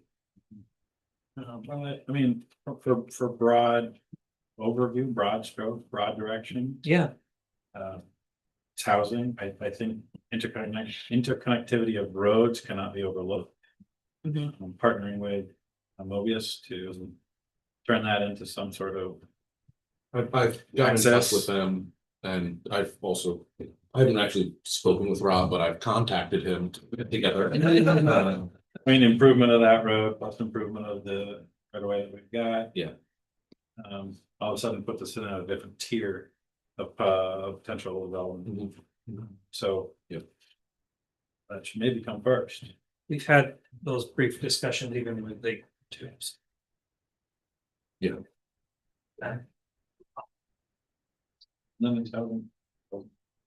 this is a question of what that looks like, but nothing that violates the character of the neighborhood. Right. Well, and that even. Even that I think can be pretty broad, right? I mean, we could do small, cottage core type thing, or we could do. Duplex. Townhomes, or we could do fourplexes, or, there's range, so. If you have any thoughts, and if anybody would like to talk to me about it, I'm. Very open to thoughts and suggestions. I can tell you probably just vacant or not vacant, public, just total green space probably isn't gonna pencil, but. Well, that for sure will pencil. Well, yeah, I mean, yeah, maybe vacant. Cost. I think that's what the previous owner had. Yeah. I mean, that'll go against the idea of acquiring this for housing. Yeah. Right. Proposed by the grant. Yeah. Okay, Good. we'll be in touch, Michael, thank you. Yep, thank you. Thanks. See you in 6 weeks is what that schedule says. Cool. We will bring some concepts. Yeah. Yeah, and if I'm available, I'd love to meet with. Make one of the code. Okay, so moving on now, moving on to new business, item 7. The 2026 annual town meeting, FY 27 budget. We tabled this in September. And we're returning to it, so yeah, okay, so let's just jump into it. I think we're gonna get ready to talk about this. We're gonna move forward with this concept. The board has to basically motion and approve this so we can get going, because it's gonna affect our budget cycle. And as we know, it was a straw poll was taken at our last town meeting, and it was marginal. So it's not overwhelming, but it did pass That's though. for it's acceptable to put this into secret ballot starting this year, so 27. Or 26 just for this year, for this year. right? yeah. Because we'd have to do it again. Yep. So we can see how it goes and then, what would they have to vote on it? No, the board doesn't. No, not us. Board that does. No, I mean, would we have to, when we're voting on the budget by secret ballot, would we then also have to vote on whether we want to do it for the next year? No, the board, Time.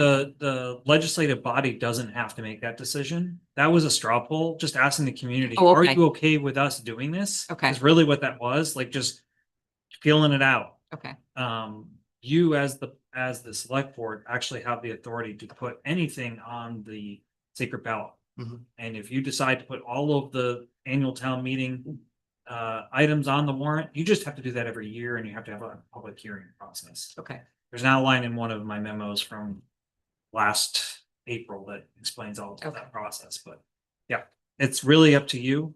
You guys decided, let's get a straw poll just to see how the community feels. Unfortunately, it was a 86 in favor and 83 against. So yes, go Yes, for it, Except but the 83 who were against it didn't show up for the town meeting. I'm sure the next some of them week. were in the room, Oh, some but of them not were. many of, not all of. Not No. half of them, maybe at most. So we just need to move the motion. Yeah, Yep. so we talked about this a lot in the June 30th workshop. Yep. And just Shelley has nothing formal from you as the town clerk, and she's just asked me to verify this. And Michelle and I need to get cranking on budget preparation if that's the case. Because it backs us up about 30 days or 45 days is what I've been told in terms of getting everything done and printed on ballots, because you have absentee ballots. So Right. just the timing makes it a little more crunched the other directions. Question with moving everything moving everything ahead. Schools come in last minute, usually as far as our budget is now. Do we withhold that off the secret ballot and do it at a separate time? Like some other towns do, or do we try to do it all in one? I did, yeah, it's a good question, and it is one that we've batted around a bit in the office. I don't have an answer. Trying to think, Jefferson and Edgecombe do their warrant by secret or their budget by secret ballot. But I think they're not on our cycle. They're not, they're March. Okay. So they, Oh, this year, they're November, have they passed it yet? No, they passed it. They just They passed that. They just They did, just yeah. passed it? Yeah. So. But Jefferson does everything. Yeah. Everything. Union does too. they do Everything done on that. in June. Mhm. They get the school on there at that point too. Okay. But there's a number of other towns around here who do that. I mean, it is possible that the school could get their stuff done sooner in the RSU. That isn't the AOS where you have all of these school districts that are engaged in this. It's a much smaller opportunity to address this. I just need to work with the superintendent to make sure that their timeline matches ours. Mhm. But here I am just asking, do you want to do it? Because if you Yeah. do, I gotta get going. So let's ask this, is there a motion to put this at least to the board? So a motion to develop the entire 2026 annual town meeting warrant as a secret ballot election. That's the possible. Yes, motion. I'll second that. Okay, so now let's discuss it. So I would like to say that, I think the way I originally envisioned this was to have a much more robust community conversation regarding the development of the budget.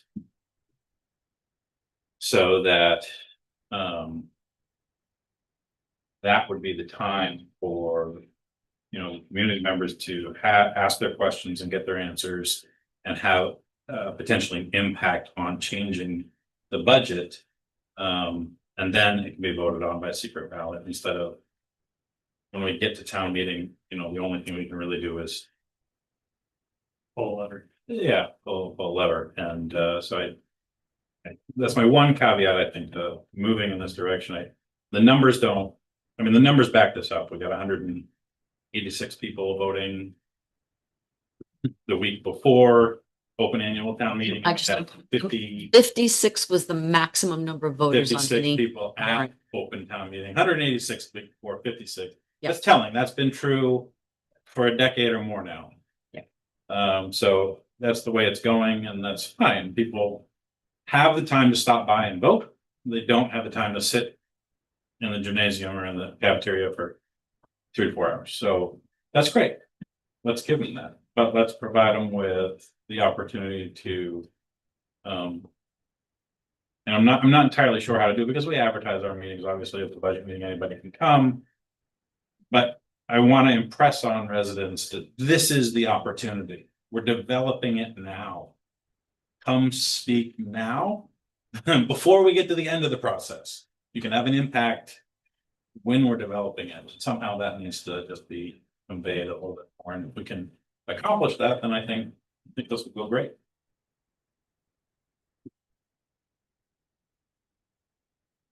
Yeah, it'd be nice to have more than, what was our maximum during our budget process this year? A maximum audience of 1 3, maybe once.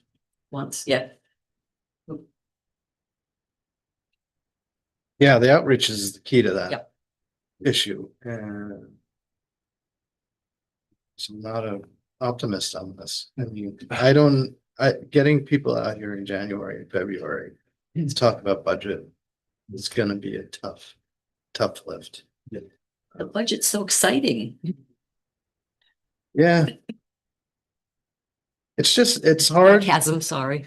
Well, it's, I think it's just thinking about maybe this to consider is when you go to the annual meeting, you see all the numbers up on on the big screen. And you're like, holy cow, that's a lot. Then it starts to hit home and you're like, okay, I'm voting on that much money, you know? When you come here and it's discussion amongst board members and we're talking about numbers and there's a lot of conversation, numbers in motion. It's not like I mean, yes, you do a good presentation, Kevin, but it's still part of the discussion. It's not like, okay, you're voting on this right now. Pressure's on. That's when the rubber hits the road. And so to get people to come out and just engage in the conversation, I think is, that's the issue. Well, part of that, or I think what goes along with that is something that we all experience every time we do the budget every year.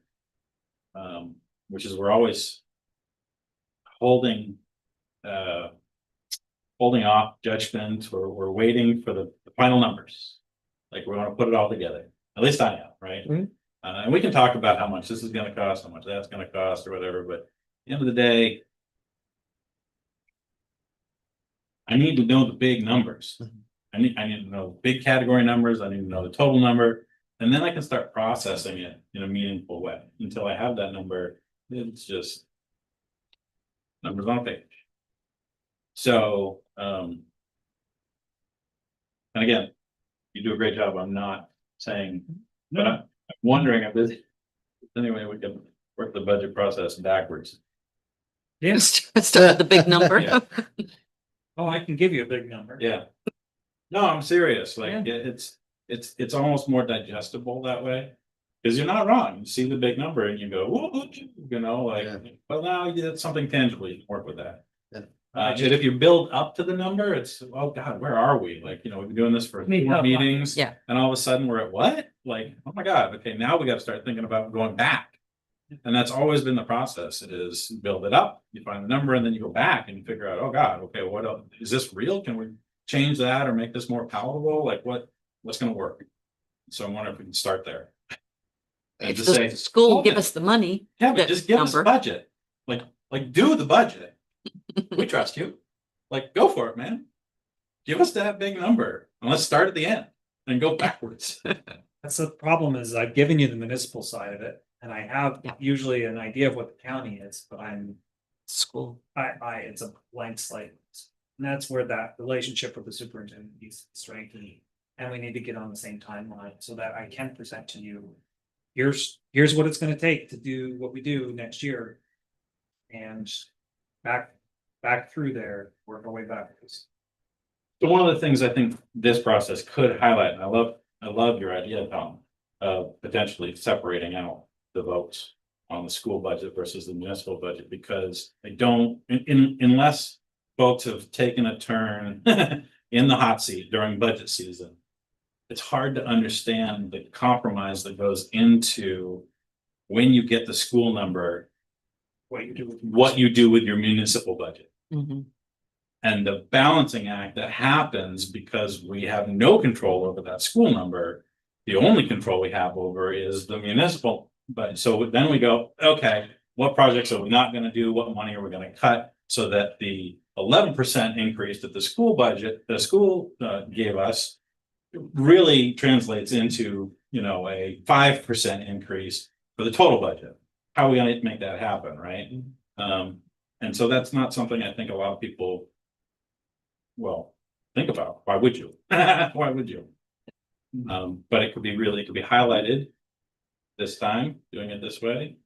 And it would also showcase the fact that honestly, year over year, I think you did a graph this past budget season showing municipal budgets hasn't risen more than 3% year over year. In the past decade or something. On the municipal side. I mean, no offense, but we should be tooting our horn about that. Like, that's amazing. Right? So, Yeah, I thought that this is gonna take 2, maybe 3 years to understand the routine on this. Because we are seriously moving up the schedule of budgeting, for ourselves. I mean, we're used to getting into this in March, into the nuts, into the real brass tacks. March, April. Could you speak up just a little bit?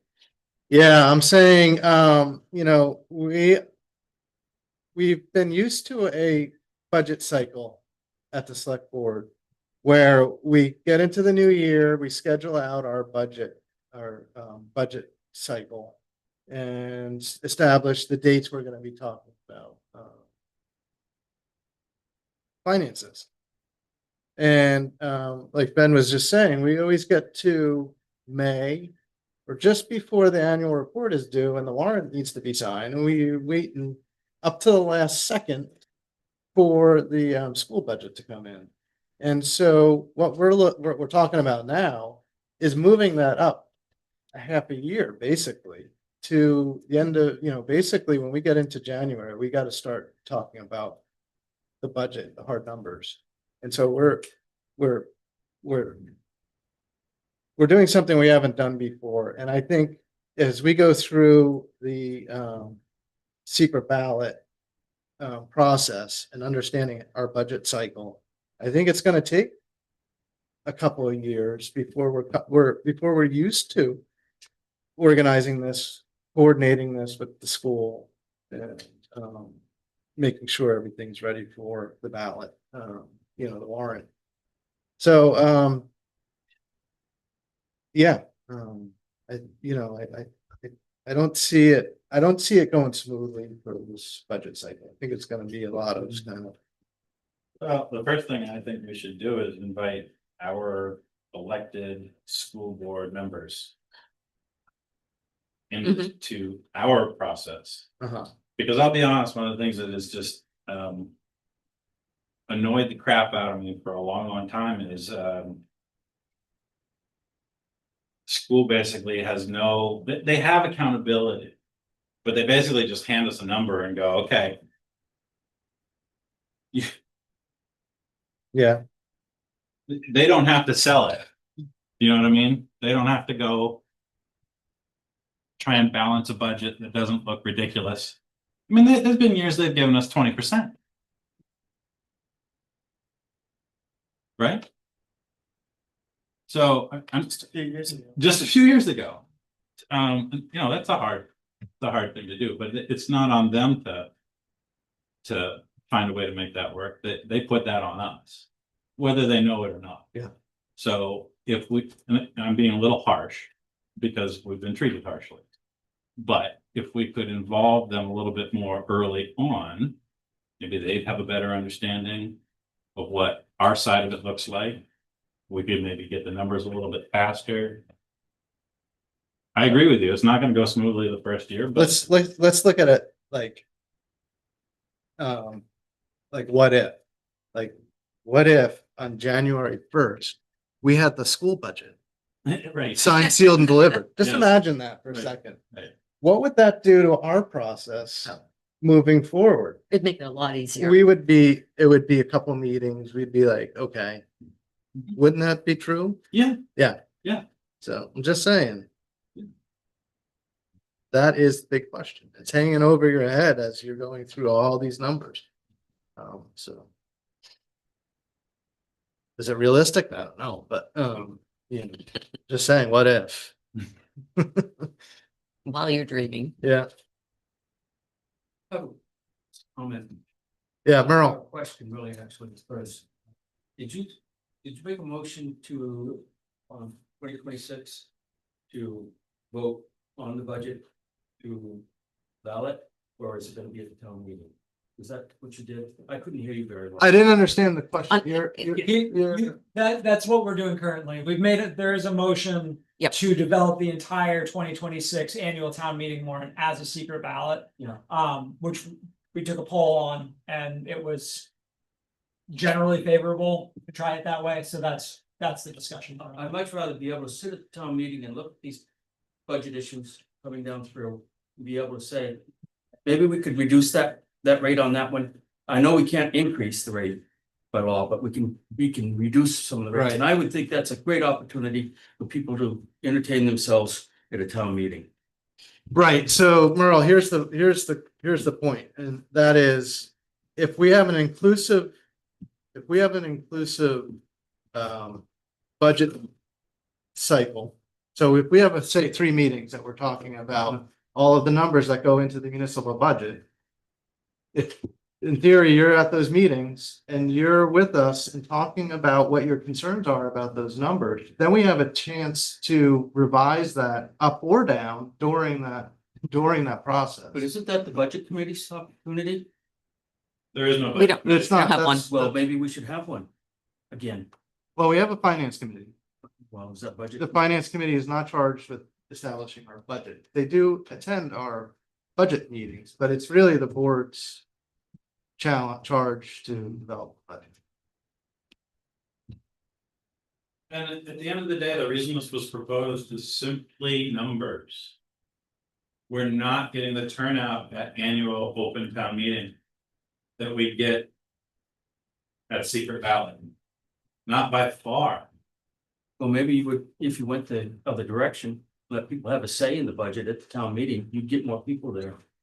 Well, at the town meeting, it's too late. They- Like I that's, mean, they can have a say. they can have a say, but they need to be here during the budget process, not when we're voting on the budget. They have, they're saying as a vote. Yeah. And they can make a motion to reduce, like you said. But It's more effective. I'm thinking back in my head. How I'm many trying to times? remember the last time a motion to reduce a budget article. Was accepted at town meeting. The last modification, attempted modification of the budget, was actually an increase to Lynn Maloney's salary. When she was town administrator. And that was unsuccessful. Before that, there were multiple, Well, it attempts was to- unsuccessful because of the way the article was. Right, written. correct. Couldn't be increased. But there were also, attempts in the past to reduce. The amount paid to Skidalfa. Mhm. Not one of those in 20 years has succeeded. Well, and there was a motion, our last meeting, to reduce the roads budget, and that didn't pass. Well, that's what I'm saying. I'm trying to think of last Right. successful. I don't think I've ever seen one. Well, 20 In years, I Newcastle, don't know in that I've Newcastle. seen. No. Yeah. And I may be wrong, but I generally think it's because people they don't feel they have enough information to make an informed judgment on whether something like that's right or wrong. And therefore they're trusting that we've put together the right number or the best number that we can. I mean, otherwise things would get voted, yes, more frequently than never. They'll never do. It's really difficult to see where the money's going though. Without being able to look at it. But that's what, By that's, piece by piece by piece. Well, that's why we want people to come to our budget meetings. but Merle, Newcastle offers more detail in their budget than any other town that I've ever seen in Maine. Don't have the tax registration numbers anymore. For the people who have property taxes here, used to have it all in the book and we could look down through it and we could see. Who's paying what for property taxes. So we You have, can do with the budget. we don't Well, have a it- printed well, copy of it. It has the concept though, right? But You can see all the tax bills, Us being able to. Yeah, look and see we've what's talked going about on. this, getting a book, Concept we're printed talking copy. about. the tax bills are available online. You can see what every single person pays. Right, but have you ever tried to go down through and find everybody? Well, you Anybody I can want search to it. find, yeah. You can't. No, you No, can't. you Yeah, it is. It's searchable. You can search by name. It's absolutely You searchable. can search it through, but you have to. You know- can search by name. Not on the Adobe doesn't come. Absolutely. You want me to show you how to do it on the phone? Try it. Yeah, sure. Unless you have I've done Adobe it. that you pay for, I don't know. I think we're getting off. Yeah, we are. Yeah, on topic. I don't. I'll show you though after how to do it. Yeah. Well, I don't know if we'll be here after, but. I'm just, I'm concerned about that, the way we're spending the money, how much we're spending, where we're spending it. But that's why we want These are- people to come to our budget meetings. Excellent. So I Yeah. signed up for like. Great. To be notified of every meeting. I've signed up, I think, 3 times. And I haven't gotten any Where are you signing up? online. Says subscribe and I click every single thing. And I've done it 3 times. Oh, just, Have you checked your spam filter? Do you want the agenda distribution? Do you want these That was meetings? one of them, yep. And I want your email address. Give it to go him, into you- My email. absolutely will get it. The website is not functioning the way we want it to. Yeah, I don't have the funds to fix it right now. Might be a budget request in the next budget cycle. But if you would like to get agenda distributions. I send them out, it's called agenda distribution. And about 120 residents currently get that from me for every meeting. If you'd like to get that, please send me your email address, or before you leave, write it down and Yeah. I'll put it into the database.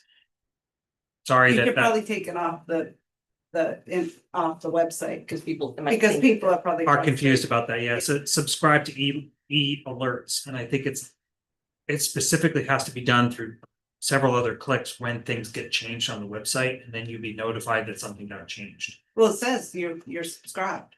I know. I don't know how to take it down. Yeah, That's my that's other fine. problem. I have Yeah. very poor relationship with the owners of this website, so I'm Anyway, sorry. the point of my story is that perhaps I'm not the only one who's not being notified. Yeah. Then. Public notice, if you would like to get agenda distribution of the select board, planning board, or any of the committees when they meet.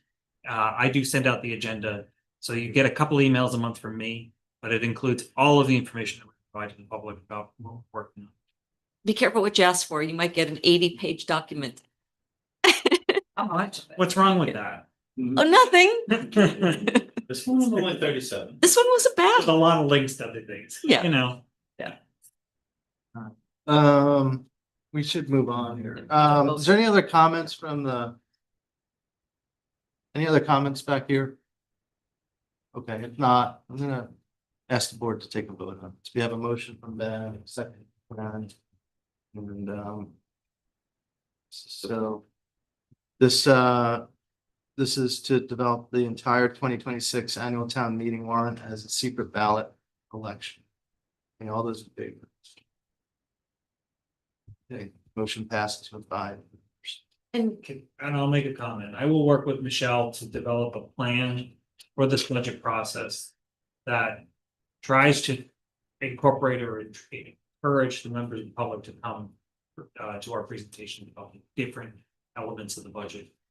maybe we can Yeah, can you do, can we do alerts on the website? I think we could do alerts. okay, I just can't seem to get information from other people. yeah. I think that would be good, yeah. I mean, we gotta get sort find of ways. flashing banners or something.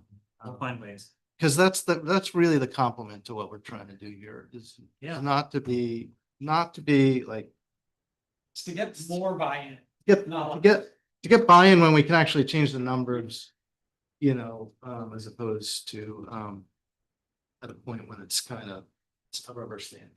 And this is not set in stone, right? We will assess, see how it went We have the right to do after. it. We yeah. absolutely. Well, have every the- year you're gonna have to make that vote. Yeah. Yep. Or you'll have to make that decision as to what to put on the warrant every year. So we can see how it goes this year. Okay, so let's move on to item 7B. This is assistance to firefighters grant. This is an easy one, I would say, because we're just voting to accept $138,217.77. So Second. Is there any discussion? No, it's awesome though. This is great. fantastic. And it was a surprise. Casey and I had basically written this one off, but You applied like almost a year ago, right? December of 2024. Casey and I are very happy that this happened. What it does is it preserves our request, or we don't have to come to you and ask for another $140,000 to replace equipment that we know is aging and needs to be replaced anyway. So very exciting. I just now need to figure out how to move $7,000 around to make sure we can. Oh, our portion. of it. Yeah. Yeah, Done that tonight, man. I know. All right, so you have your answer on that. Moving on to item. You need to. Vote. You voted. Oh, we voted. No, Oh, I'm sorry. you seconded it? Somebody's, yeah. Excuse me. All those in favor? Yeah, motion passes with 5 members. So, sorry about that. Cool. Thank you, Ben. Yep. Unless you had something. No, didn't get it. Thanks, Peter. Thank you, Peter. Thanks, guys. Have a good evening. You too. Item 7C, abatement list. Search for it. So we have a list of. We have 8 properties here, 7. Proposed abatement list from Jim Murphy, our tax assessor's agent. Total, what is about, 20,45,70. there you go. So then I'll move to accept the recommendation of the assessors agent Murphy to approve the attached 2025-26 number one abatement list as presented. Second. Karen, and seconds, any discussion? They were just little. Provided all the context is fine. Yep. That's Great. good, helpful. No other discussion, all those in favor? Yep. Motion passes by numbers. Provider agency funding request policy. So the staff in the finance department developed this policy. And I think it's good. Basically gives us an outline of how we're going to accept provider agency requests for funding moving forward. A out of town appropriations policy that's been in place since 2010. Yeah.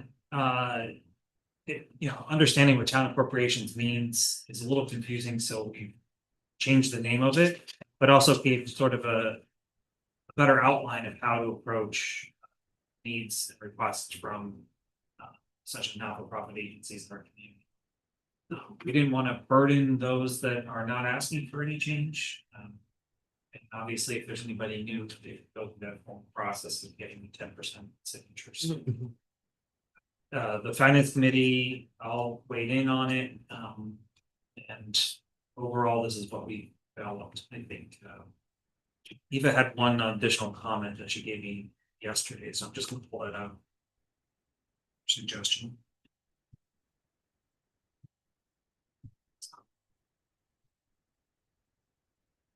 She wrote.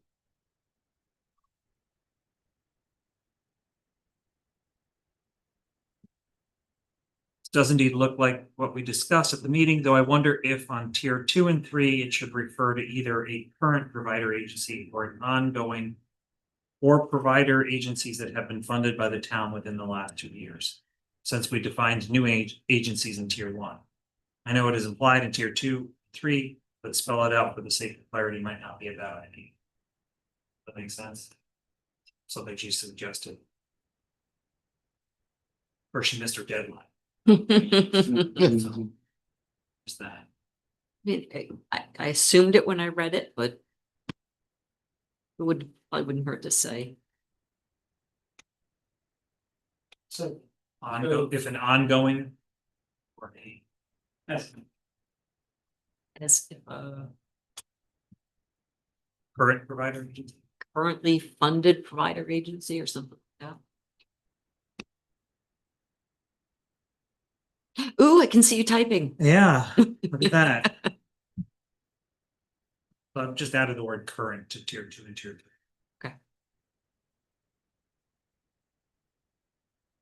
it seems that I like that we're spelling this out, because every year we have the question on.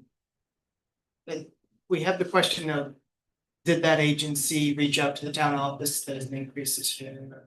Or how long it's been since they've been a provider agency, and this spells out for staff if there's a phone call into the town office or somebody stops in. Has a question if they should show up to a meeting, or because our answer is always to show up to our next budget meeting or show up to the town meeting or whatever, but this gives a better. This is more clarity for us, but it's also more clarity for the agencies, so. It's a win-win on this. The only thing I don't like is it does raise the bar. It's more of an impediment than we've ever had. For provider agencies to request. No, Not compared to the thing that was in place. In terms of the documentation that was required. Yeah, it wasn't. Substantial. Well, the petition petition is new and. That would be, yeah. Addition. No later than the last. Additions there already, 10%. Voting. Public, wow, okay. And then, if accepted, the final press will be considered as a separate article, be appropriate for the voters.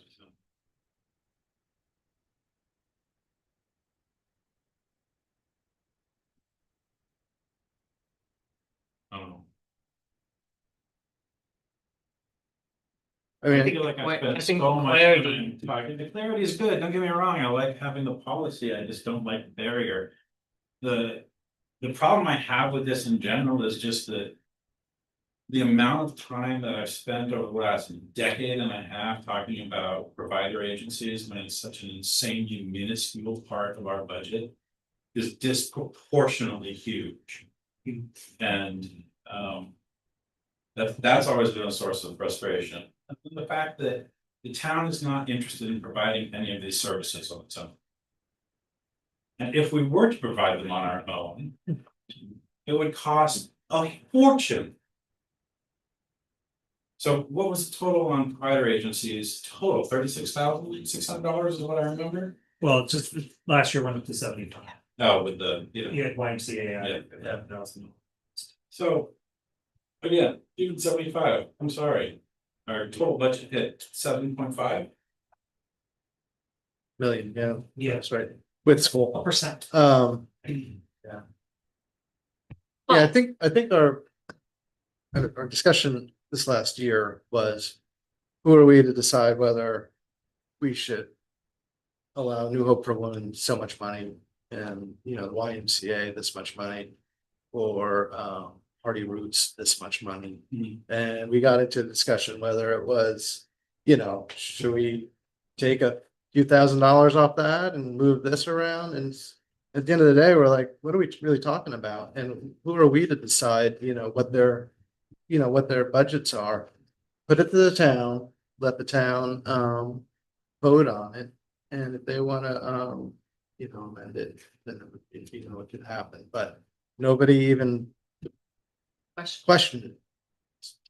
So, which is typical, so It doesn't spell that out in the policy.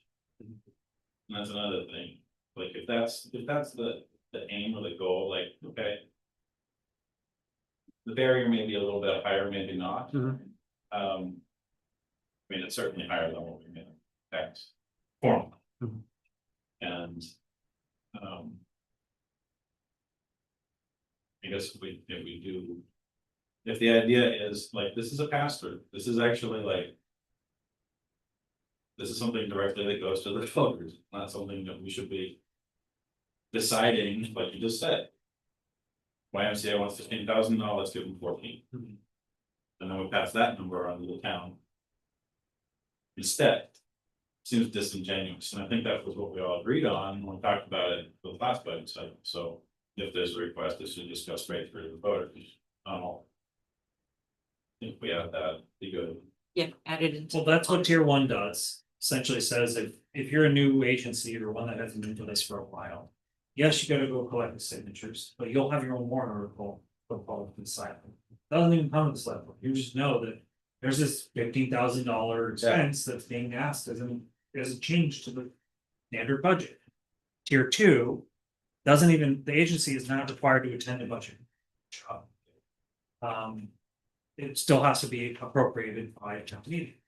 Tier 3 is the only one. This is where it says if the request is more than full, or if it's greater than $1,000, it's something that you would have a conversation with the agency about as the select board in your budget workshop. That's the only one when they actually have to show up here. No, that's fine, I'm fine with that. Do you want to specifically say regardless of what you ask, we'll just not even be select board? No, It comes your budget. Of course it gives our budget in there, but again. Even if someone comes with a ridiculous request. Who are we to sit here and say, oh no, that's. That's something that we shouldn't put to the voters.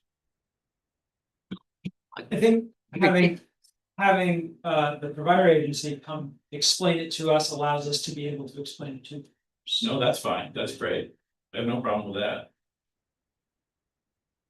I don't know, it's part of our budget and we're responsible for presenting a reasonable, well thought out budget. It isn't, we didn't put those numbers together. Well, They we were- put every other number together. No, I'm saying we do put every Right. other number together, but we don't put those numbers together. They put them together, the provider agency. Right, but you said if there's a ridiculous one. I don't know that I'd be comfortable knowing that people have not voted those, that they haven't questioned them. And maybe there needs to be a little preamble to that, that these are what they requested, feel free to change any of them, but I don't think people feel like they can. Fine. No, but it's not happening. If people are aware of it, maybe that's different. If we make it super easy, we're gonna get a lot more. I think, don't most of the other towns, They have more strict rules than you do. they don't not pass along every request that comes into them. They're like, this is who we're doing and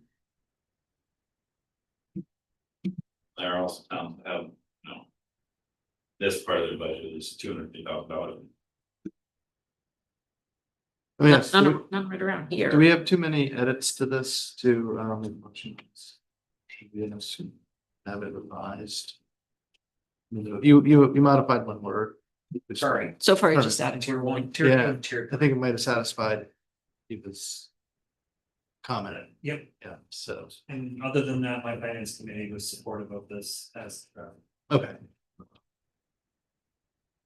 But then you had a comment, I'd take a little more time with it, yeah, if I could. My issue is now that I'm running into a situation where I need to send letters to these agencies Mm. about their process. Mm. And I have to start a budget process in December.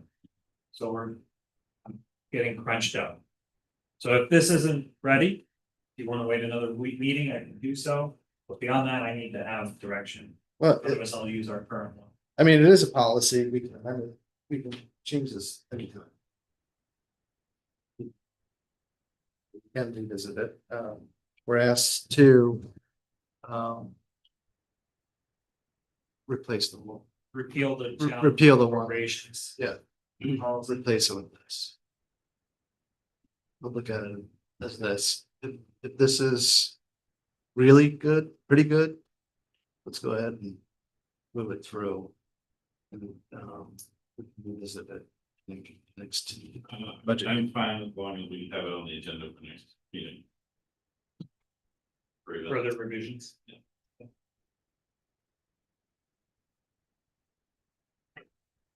So approve as is. Well, By further. is there a motion to repeal the town appropriations policy, further approve the proposed provider agency funding policy? Provided we put it on the next agenda, yes, on the motion. Okay, Ben's motion, It's also.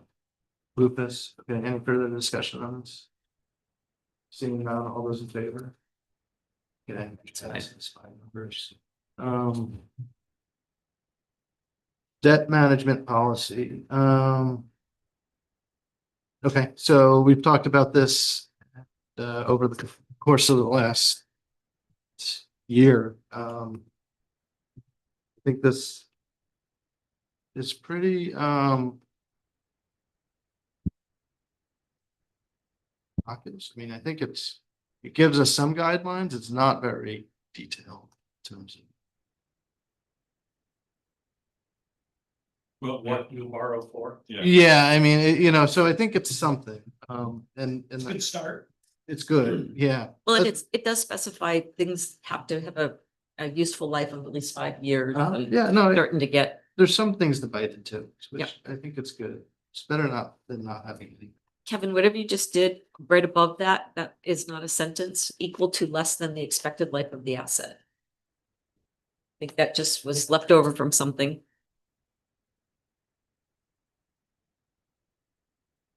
Equal to or less than. Well, under standards of for issuing Yeah. structure, yeah, it's not a sentence and it doesn't seem to go with anything. No, if it.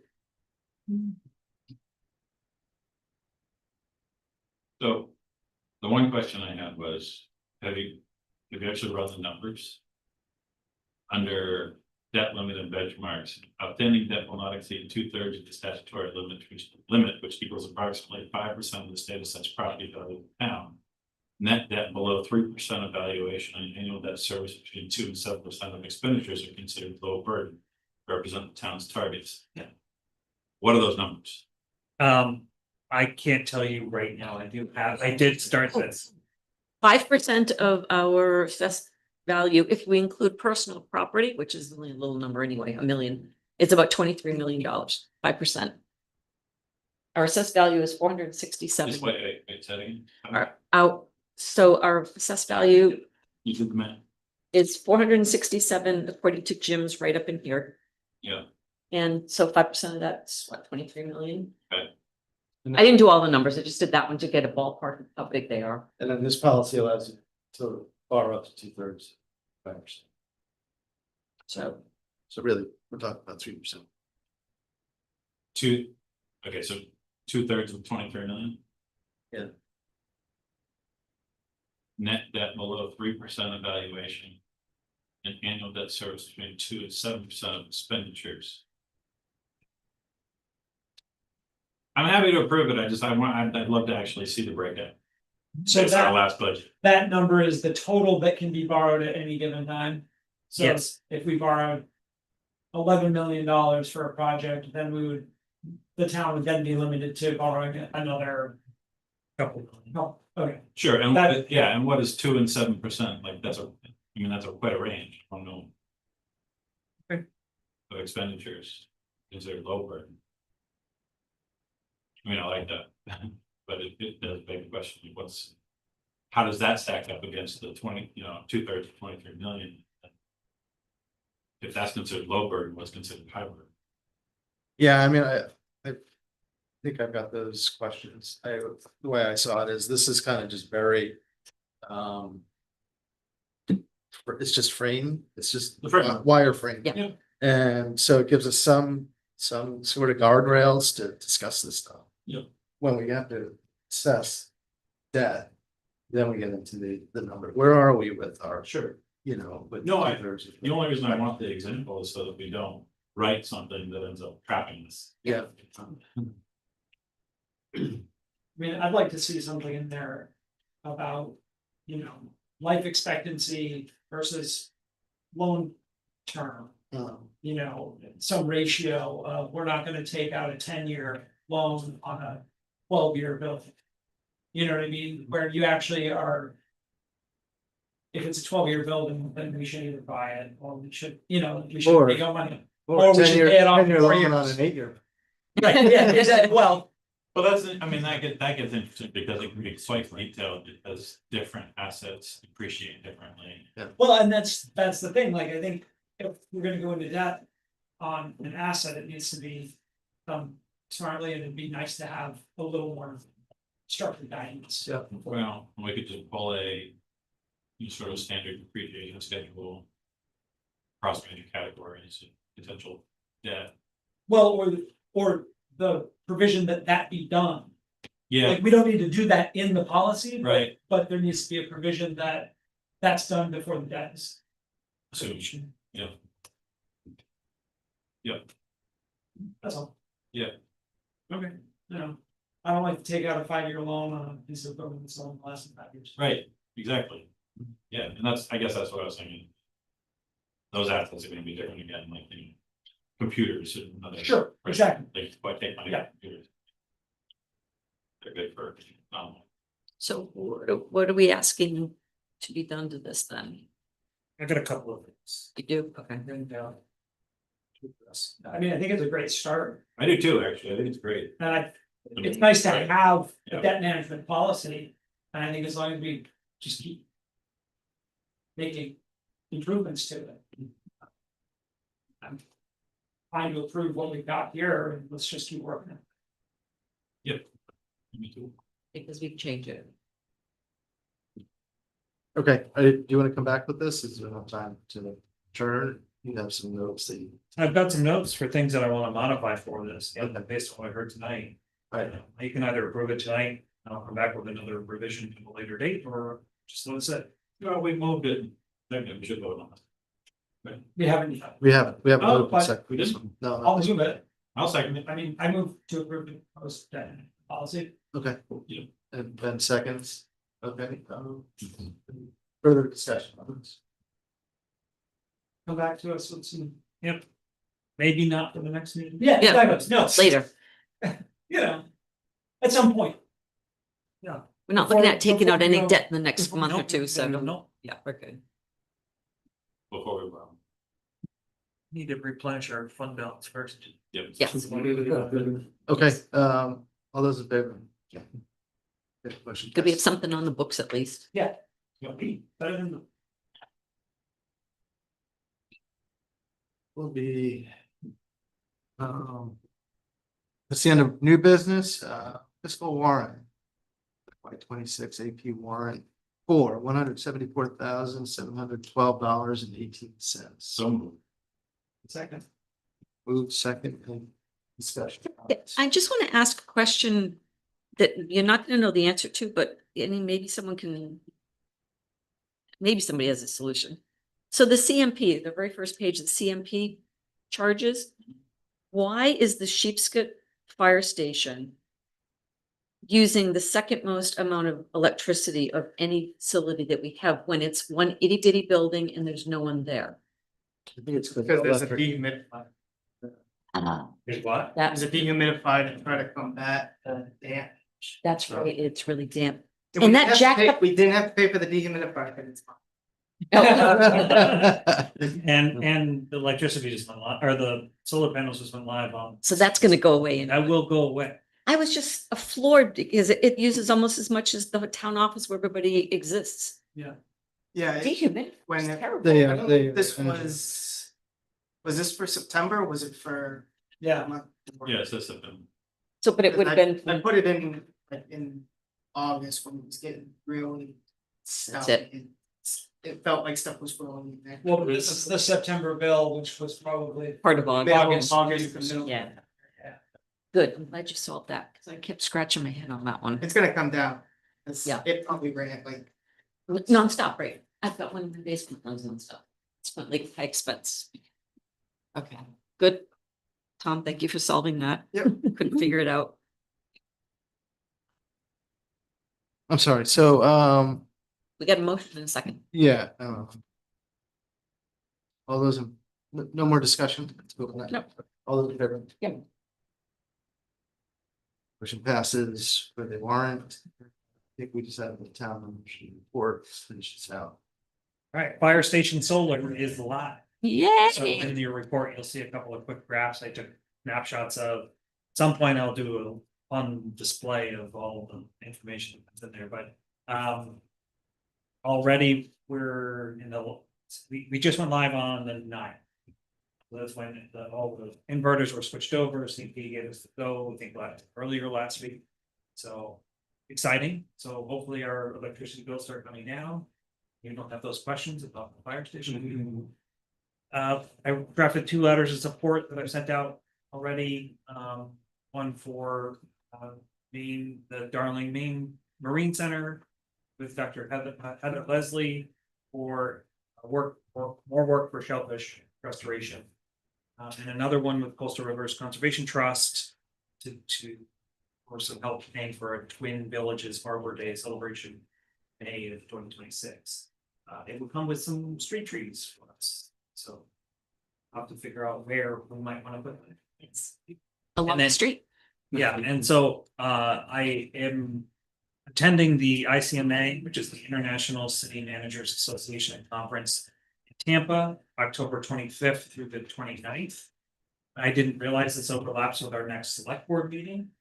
So Michelle is likely sit in for me, so she's here to answer questions to bring information back, but just hoping to be excused, have an excused absence. There's no excuse. I know. That's why I'm asking. Where's in Tampa? Yeah, wanna come? I have no desire to go to Florida, but First prize, week in Tampa. Second prize, 2 weeks in.